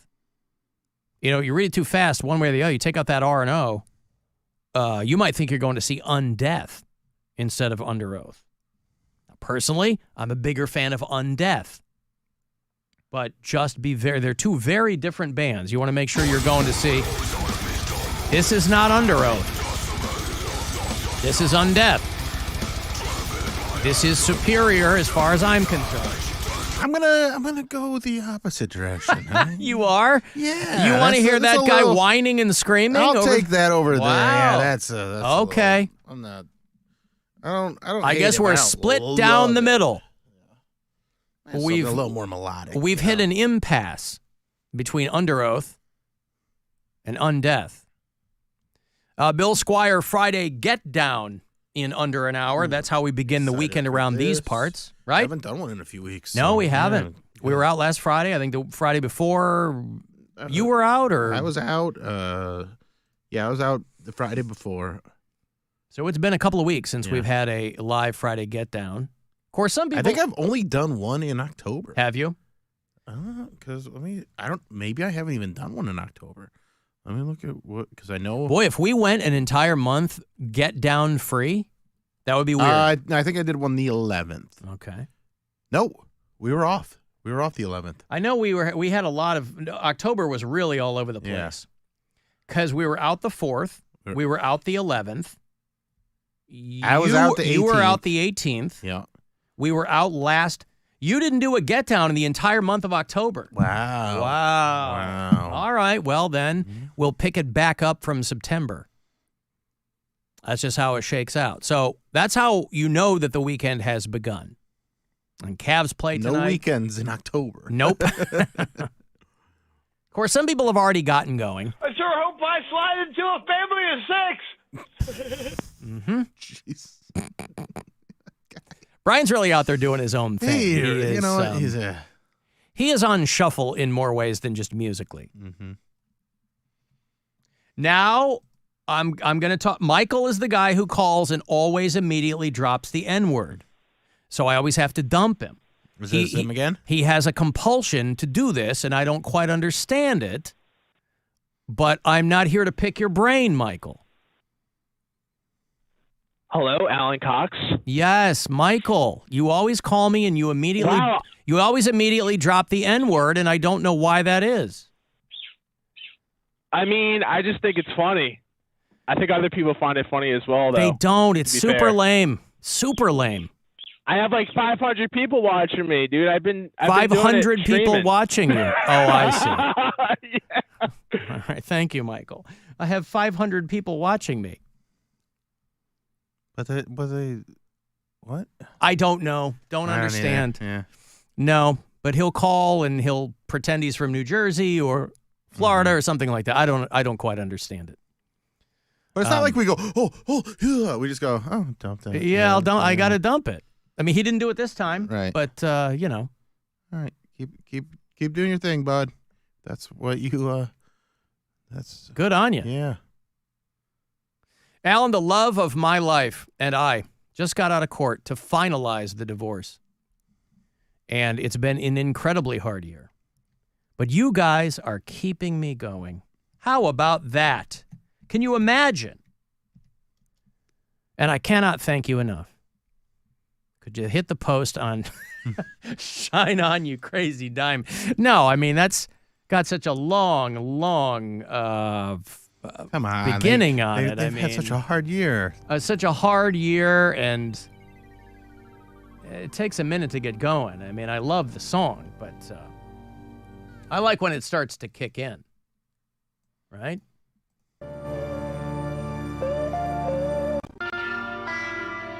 Those first strains. Now, this is parts 1 through 5. He wanted 6 through 9. I'm partial to 1 through 5. But when my son and I went to see Brit Floyd this past summer, because my son is a massive Pink Floyd fan, and obviously that's close you're going to get, all these Pink Floyd tribute bands. And it was, and Wish You Were Here is a top-tier F record. Don't sleep on it. Literally, don't sleep on it. Well, congratulations. I mean, I know it's been a hard year, and it sounds like the divorce is terrible. It sounds like if only one person wants it, but listen, you got to move on. I'm not a child of divorce. I'm a parent of divorce. And, You're a producer of divorce. I'm a producer of divorce. Yes. You and I are both parents of divorce. Yeah. And even in the best of situations, it's very, very hard. So we can sympathize. Alan, I guess that mom, best case scenario, they found a condom in her son's pocket. That's better than getting a note from the teacher saying that the kid was vomiting condoms up. Yeah. Yeah, that's better. Yeah, that is, you are right. I would not have thought of that, but you are absolutely correct. If you have to get a note, God, I think about the notes my parents got about me and how that just began years of trouble for me. Years of trouble. The notes from my parents. I mean, I would go home terrified every day that one of my teachers had contacted my parents. Just clenched on the way home that I was going to get home, and that's when everything was I was going to get spanked, something. I break out in a sweat just thinking about it now.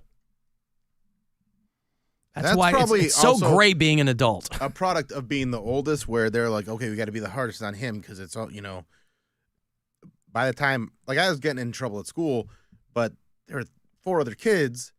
And so they're like, we got to deal with Bill and all these other kids. I guess, but like my middle brother's 15 months younger than me. We're Irish twins, you know what I mean? Mm-hmm. So my other brothers, they really started to go crazy in high school. Right. I wasn't doing that because it had been beaten out of me. I got going early. That's what I'm saying. So they were probably getting away with more because they were going harder on you. I guess. They went hard, boy. Mm-hmm. I guess so. Whatever their reasoning was, made me the man I am today. And it has made my therapists very, very wealthy. I got $1,000 here for you. Nice little thing to sock away. It's the last chance today, last keyword this week. Before Monday morning, we start it back up with Rover. It's $1,000 from the Buzzard bookie, so good luck. This is your chance to bet with the Buzzard bookie and win $1,000 now. Enter this nationwide keyword at WMMS.com. Money, that's money. Enter it now at WMMS.com. You saw Bob Costas is saying goodbye to covering baseball play-by-play. Yeah, I did see that. Big news. Big news. Bobby Costas, who's a pro, man. This guy's a goer. This is the guy who covered the Olympics with pink eye. Remember that? Can't stop him. Can't stop, won't stop. I mean, I can't believe that they put the guy on. I understand not wanting to bail out for yourself. I understand you're over there. You've made a commitment to do the broadcasts. But just aesthetically, It's hard to believe that NBC was like, yeah, throw this guy with the goopy eye on television. Ugh. But they did, and he did. But Bob Costas, for 42 years, has been doing baseball play-by-play. Last couple of seasons, he was on TBS, MLB Network. The last games he did were the ALDS games, Yankees-Royals. And he is a legend. His contract with TBS expired, but he's had this in the works for a while. And I don't think he's said anything about it, but the word's out there. But by his own admission, Bob Costas loved baseball above all else. So back in the day on NBC, he had a late-night show for a while. It was called Later with Bob Costas. It was like a little two-chair interview show. I don't remember if it was after Letterman back in the day, but he was good. He was good at that, too. That was a fun watch. And, of course, he's got the... slapping sounds. Part of his coverage of the Jerry Sandusky situation. This wedding we were at last weekend in Jersey, the bride went to Penn State. So the ceremony was outside. Very nice weather. It was like mid-60s. And it was outside at this event. And it's like on gravel, not on grass or anything like that. Just kind of in the back of this big old venue called the Parker House in Seagirt, right on the water. And all of her friends, she's from Jersey, but all of her Penn State friends were there too. And one of her friends was officiating the wedding. So there was a lot of inside stuff because I'd never met the woman before. I didn't know. We were there for the groom. He's our friend. We know the bride, obviously, but we don't know all of her friends. So there's a lot of inside Penn State stuff. And they did, I guess their chant is, "We are Penn State." And so she kept doing this intermittently throughout officiating the ceremony. And I'm looking at Gwen like, isn't that the Jerry Sandusky school? Like, I know that was a minute ago, but isn't Penn State forever tarnished in that way? Yeah, I think people are... Isn't it? Are they over? I think so, but I think, the other people, they're like, yeah, we still love this school, and people move on. People forget. They don't... I mean, these people would have been there while that was going on. No, you got to move on. I understand. I'm just, they're like, hey, do it one time. Fine. You keep doing it. You're reminding me about Jerry Sandusky. Right. You're reminding me about Joe Paterno turning a blind eye. Slapping sounds. And I mean that literally. 2 blind eyes. That guy had Coke bottles. So Bob Costas is bowing. You see the dude get his hand blown off? No. In L.A.? Dude lighting fireworks. Boy, when the Dodgers win the World Series, it's like the friggin' L.A. riots. It's like when the Bulls won their three-peat. They're flipping cars. Oh, my God. This stuff, buses on fire. I'm trying to get home. I'm in a cab. I normally took the bus. I'm like, I'm going to pay for a cab just to get through all this nonsense. I'll show you the video here. It's pretty gross. This guy is downtown L.A., he's going to light a firework, and it blows his hand up. Let me show it to you here, because you'll see it.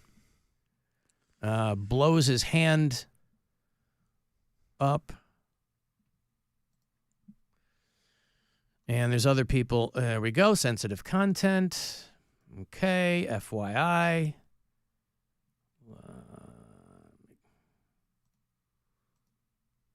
Let me make this bigger. Oh, there we go. Okay. This guy is hunched over. He's at an intersection here. He is going to, I don't know what he's going to do. I don't know if the firework went off before he planned on it. Might not be a glove model. Nope. And he blows what I believe is his left hand.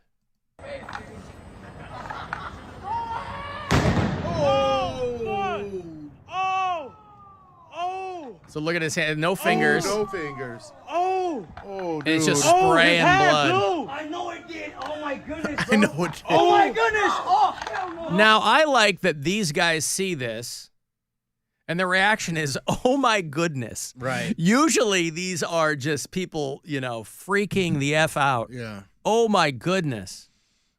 This guy, I'll play the rest of it here. The doctors said that he has not life-threatening injuries, but debilitating. He's obviously not going to use that hand again because he doesn't have any fingers on it anymore. So that's how they're wilding out there in L.A. when the Dodgers win. Imagine being so excited about your baseball team. I mean, the guy was probably hammered too. Yeah, he's wearing a Clayton Kershaw jersey. You've blown all your fingers off, like celebrating your baseball team. Right. What's the point of winning a ring? So this guy's pitching career is over. Yeah, right. This is at 2:30 in the morning. Today, 2:30 this morning is when this happened. So this is well after. This isn't the night that they won. This is no. after the parade. Yep. Well into the night. Yep. And then, Yeah, because the parade was, I thought the parade was today, or was it last night? I thought the parade was yesterday. Or is it today? I don't know. Either way. Yesterday, yeah. The game was Wednesday. Right. So. Okay, then I'm wrong here. 2:30 a.m. Thursday. Okay. Right, yes. All right. So it was that after night the of night the game. Yeah. Okay. Either way, you don't need no any fingers. Yeah, no fingers. 25-year-old guy. I don't think he's got a girlfriend that he's going to probably be disappointed or anything like that. I don't think that was a problem, but still. He said he suffered from bilateral hand wounds. Yeah, bye-bye. Bilateral. Tourniquets on both of his arms before they transported him to a nearby hospital. So both hands. The one is effed up, but the right hand got some trouble too. Debilitating but not life-threatening injuries. Yeah. I mean, he was hunched over. Yeah. It could have been worse, probably. It could have been worse. It could have blown his face off. Yeah. But still, man. Oh, that was... gross. I didn't see it too good, and I don't want to see it more than what I saw. Yeah. I don't got the stomach for that stuff anymore. Bleeding all over the place. Yeah, well, there you go. That's real life, baby. Be careful with your... So, did he lose the whole finger? Yeah, and the one right next to it. Yeah, he lost all of them, right? Yeah, lost all of them. Not true, Alan. Jim Abbott had a stellar Major League Baseball pitching career, and he only had a thumb on one hand. That is true. Got you there. And that's the hand he pitched with? No, that's so he would pitch.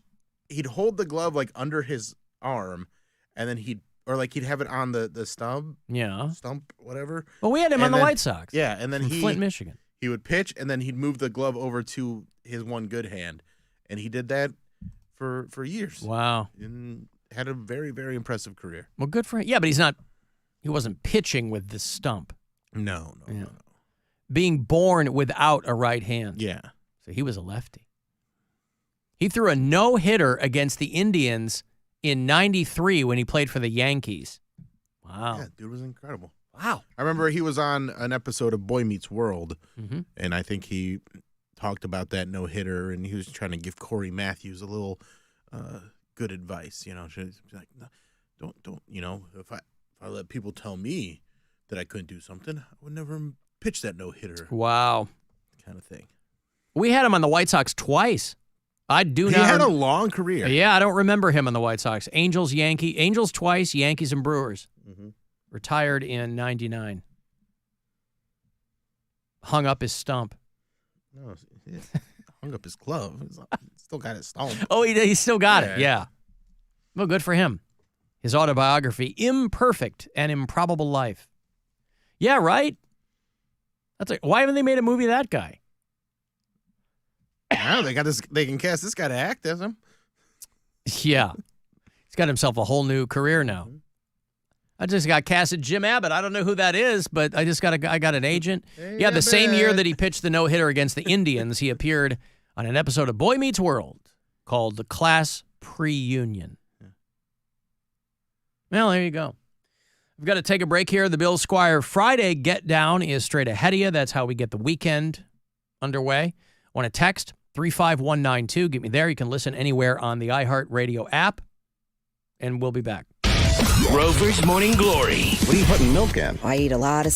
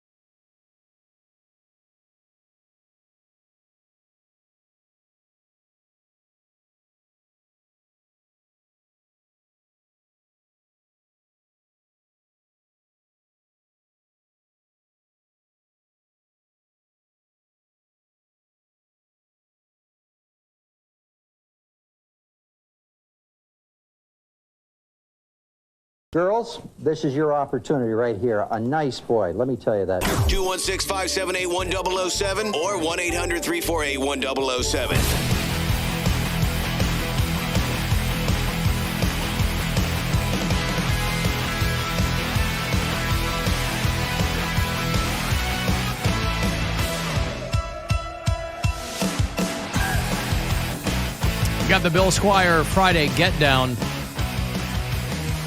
on the way. It's a Friday. It's been since September. We figured this out last segment. It's been since September that he has done a live Get Down. Well, done one at all. Yeah. Fridays in October were really all over the place. And so it has been since September something. September the 27th. Were we here that day? Yup. Okay. September the 27th was the last Friday Get Down. My goodness. Oh, now I sound like that guy after the dude got his hand blown off. My goodness. Are you okay? So we'll do that. And then Cavs basketball tonight, 6:30 is pregame. 7 o'clock tip-off right around the corner here at the Romo Fijo against the Orlando Magic. And then they'll go to Milwaukee tomorrow night, and then Milwaukee will come here on Monday. They'll have Sunday night off. Cavs are sitting at 5-0. They're out there killing it. So good for them. I know you mentioned midweek that your girlfriend didn't want you getting too skinny because then you'd break up with her and start going out with Kim Kardashian. Correct. As unlikely as that might seem to the average listener, anything can happen. You know, I thought Channing Tatum and Zoe Kravitz were going to be buried together after they got married, and they split up. Oh, maybe I'll go after her. Or maybe I'll go after him. Who knows? They just grew apart. Mm-hmm. I think that Zoe Kravitz is lovely. She's very pretty. And his ex-wife is getting remarried. But who's Channing's? Yeah, he was married to that Jenna Dewan for a long time. Okay. She was Jenna Dewan Tatum. And she's getting remarried. And apparently her fiance, who I think is an agent or something, he posted something that people thought was him laughing at Channing Tatum and Zoe Kravitz breaking up. So this guy had to put out a statement. It was like, no, it was completely unrelated to that. I don't want people thinking that I'm being a dick because who cares? He's got, got the ex-wife. Anyway, I digress. Kim Kardashian for Halloween. Did you see her costume? Kim Kardashian's? No. Yeah. I saw Heidi Klum dressed up as Wendy Williams. And her husband, right? Yeah. Didn't they both dress up? Well, she did like when he was dressed up. E.T. was dressed up like the lady. The lady, yeah. E.T., which but it was been, very, yeah. Well, here's Kim Kardashian. She got gussied up as an albino lizard person or something. I mean, listen, Bill, that's the Democrats' true form. Oh, yeah. That's what it is. That's fun. Little code. Now, you can see, I'm sure she just had the body work done. They inserted the tail, that's all graphic design or whatever for the photos. Mm-hmm. But, damn. It's okay. I don't, not the top look, but okay. I mean, are scaly boobs in this year? I don't know. They're you still get to see the boobs pretty good. So she got the lizard contact lenses in, and there's like a very V vibe from That's the what 80s. I was thinking. Yeah, V. Yeah. What was that? It was just called V, right? It was just called V. Yeah. The lizard people came down. They started eating hamsters. No. Boy, you want to talk about something that does not hold up. The 80s V. They rebooted it some years ago with Morena Baccarin, who is super foxy too. But that 1980s, that's the first time I ever saw Robert Englund. He would go on to play Freddy Krueger. But Robert Englund played a character in the miniseries in the 80s. He was an alien who became friends with the humans rather than fighting them. Right. But the main lizard woman or whatever be revealed that these aliens were their true form were lizards. And when I was a kid, I was transfixed by this show. I was probably, when was V? 1985? October 26, 1984. What was the other show that was Alienation? Was that a few years later? Yeah, that was Jimmy Caan and Mandy Patinkin, yeah. But I liked that. I thought that was like a good... There was Enemy Mine with Dennis Quaid, and But Alienation is when aliens are here and one of them's a cop. But V, the main girl, there was the first time they show you what's really going on, I think, is when she deep throats a gerbil, right? They show, oh my God, these lizard people are eating gerbils. Whatever. And when I was a kid, I was like, oh, this is awesome. But if you go back and watch it now, pretty bad. Oh God, the effects. Yeah. They show her open. Well, I mean, it's TV too. I know, but they show. And like TV did not have the production value. Like now you do a TV show and they have very, very good production value depending on who's making it. But back then, even with a miniseries that's for network television, they're just like, that'll be good enough. That'll do. By the time they got to the girl who got impregnated with the alien baby, I mean, even at 13, I was like, it'd be funny if they named it Elizabeth. Liz? Yeah, like a lizard. Yeah, they named it Elizabeth. And so, anyway, but the scene where the girl is swallowing the gerbil, they show her head back opening her, mouth or whatever. And then they cut to what is very clearly like a practical effects bust of like a head where they're putting the thing in, it's going down the throat. And I don't remember it being that bad when I was a kid. But if you go back and watch, I was like, oh, because when you're a kid, you just buy into everything. I guess, but I was 13 and I was already coming up on a steady diet of like splatter films and sci-fi and horror. So, but you're so wrapped up in the story, I feel like you look past that. And also, you hadn't seen, I mean, if you're watching splatter stuff, you're seeing more ridiculous stuff. It's not like any of that stuff was super realistic either in those days. Yeah. Like in 85, everything was still pretty rudimentary. Yep. And one of the other main aliens was Richard Hurd, who was the guy that played Mr. Wilhelm in Seinfeld. He was one of the he was George's boss. And he was one of the main alien dudes.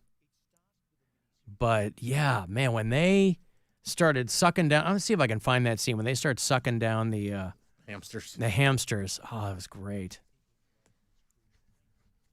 But I was I was a big fan of that show.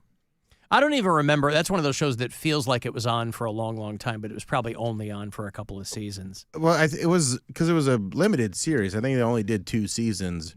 Is that what it was? But I remember people talking about it, and then they would replay it on like Saturdays and stuff because I didn't watch it first run, but I remember seeing episodes. I think it would get played on the Sci-Fi Channel a lot in the 90s. Yeah. Yeah. Okay, you want to watch this? Yes. All right, Diana is the alien who eats the guinea pig, right? So there's the human actress, there's the woman, Jane Badler is the woman. And then they cut to the dummy.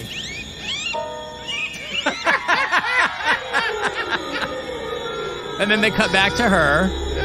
And, she's got a prosthetic lump, and Mark Singer is watching her from the vent. And he's like, oh, my God, I can't believe she's just eaten an entire. And then she's, of course, licking her lips. So excited to have had a gerbil or a hamster or a vor. I don't know what that exact animal was. But.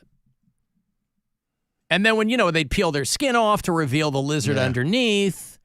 And it wasn't like thin skin. It was like really thick, rubbery kind of whatever. It was fine. For being a kid, it was a good time. But Kim Kardashian was an albino alligator woman or something for Halloween. We were talking about Willie Nelson earlier. I forget in what capacity. Oh, the guy called who has gotten high with Willie Nelson a couple of times. And he's the last surviving highwayman, and he's 91, and he's not really smoking anymore. He's mostly eating edibles or whatever. He has dropped or is getting ready to drop. Oh, it came out today. Last leaf on the tree.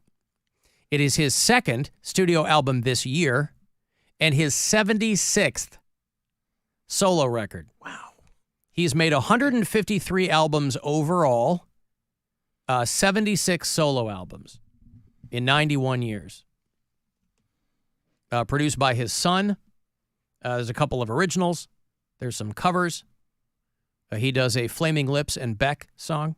Nice. Songs, rather. Which Flaming Lips song? He does Do You Realize, which is a good song. Okay, great song. I would love to hear that. And Lost Cause by Beck. Okay, yeah. So Willie Nelson, who, listen, I don't know how much longer the guy will live, but that's a guy who, when he does go, people are going to be really bummed out. Last Leaf on the Tree. Let me find you that Flaming Lips song. This is one of my favorite songs.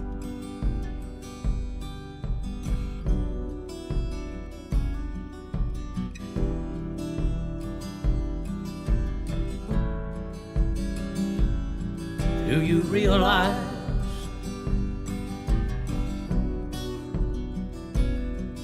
that you have the most beautiful face? Do you realize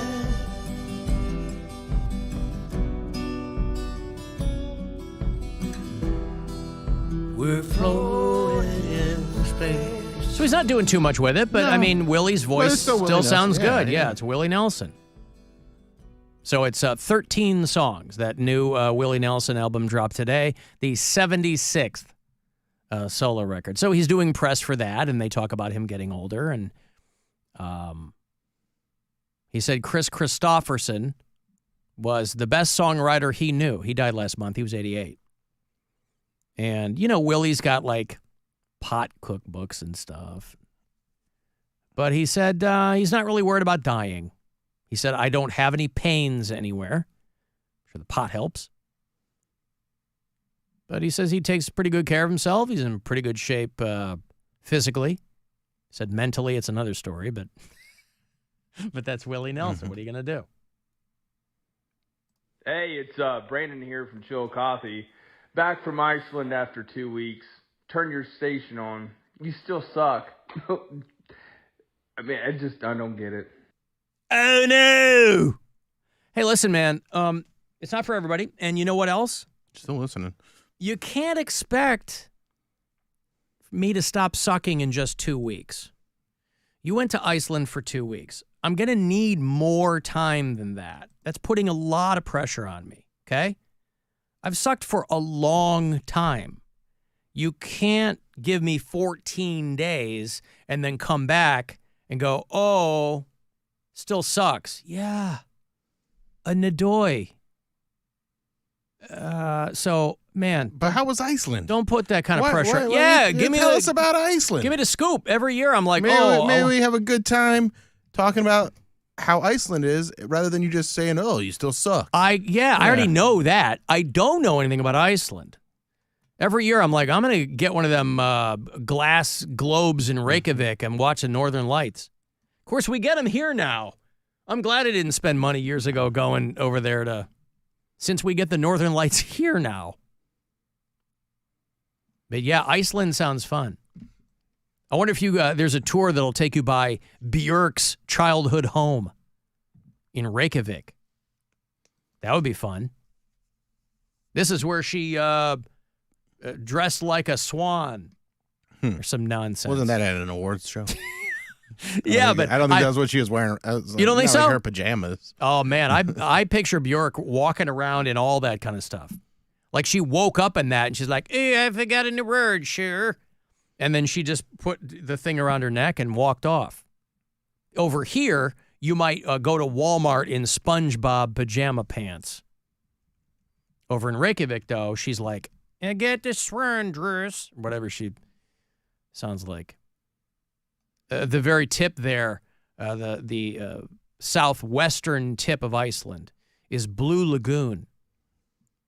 Yeah, so give me the hot spots there in Iceland, no pun intended.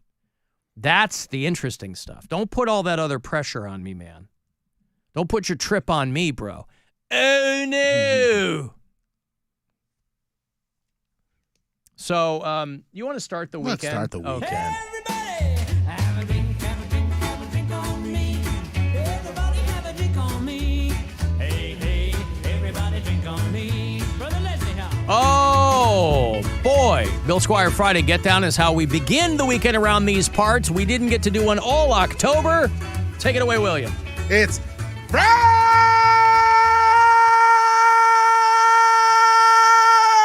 You got to get down on Friday. Get yourself a copy of We're Getting Famous by me, Bill Squire. Celebrate the Dodgers winning the World Series, but don't blow your fingers off. Finger banger, finger banger. It's Friday!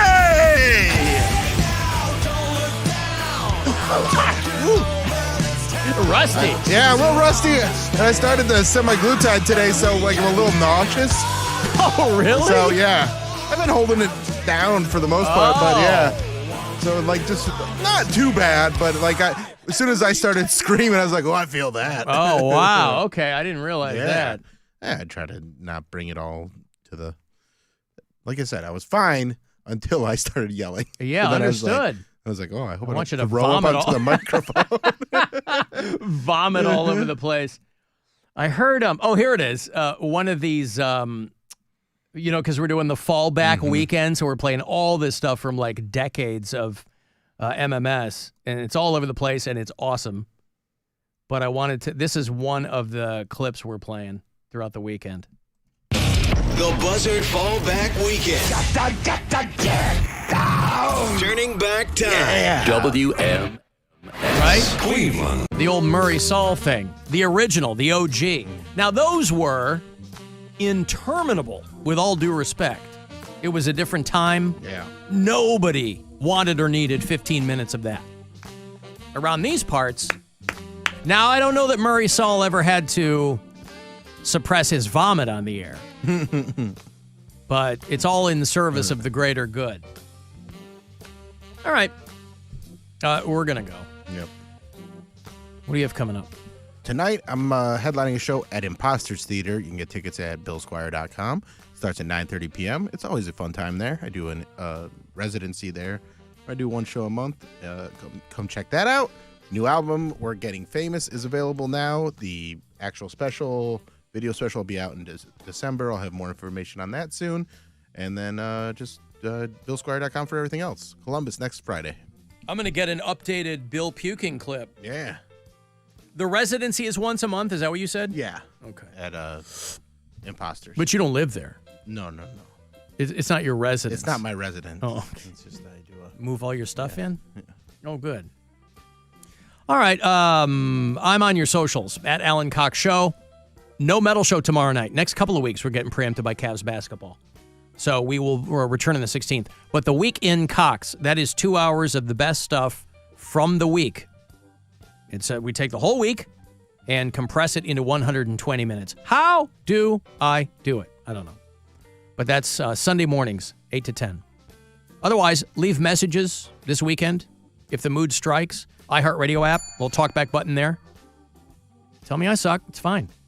Just give me that Iceland information. And if you want to drop voicemails, do that. After Hours line is always there. That is 216-986-8903. And the show will be available shortly for you in its entirety on the iHeartRadio app. Cavs basketball is next. 6:30 pregame, 7 o'clock. Tip-off against the Orlando Magic at the Romo Fijo. And then we'll be back Monday, 2 o'clock. So thanks for hanging out, guys. Appreciate it.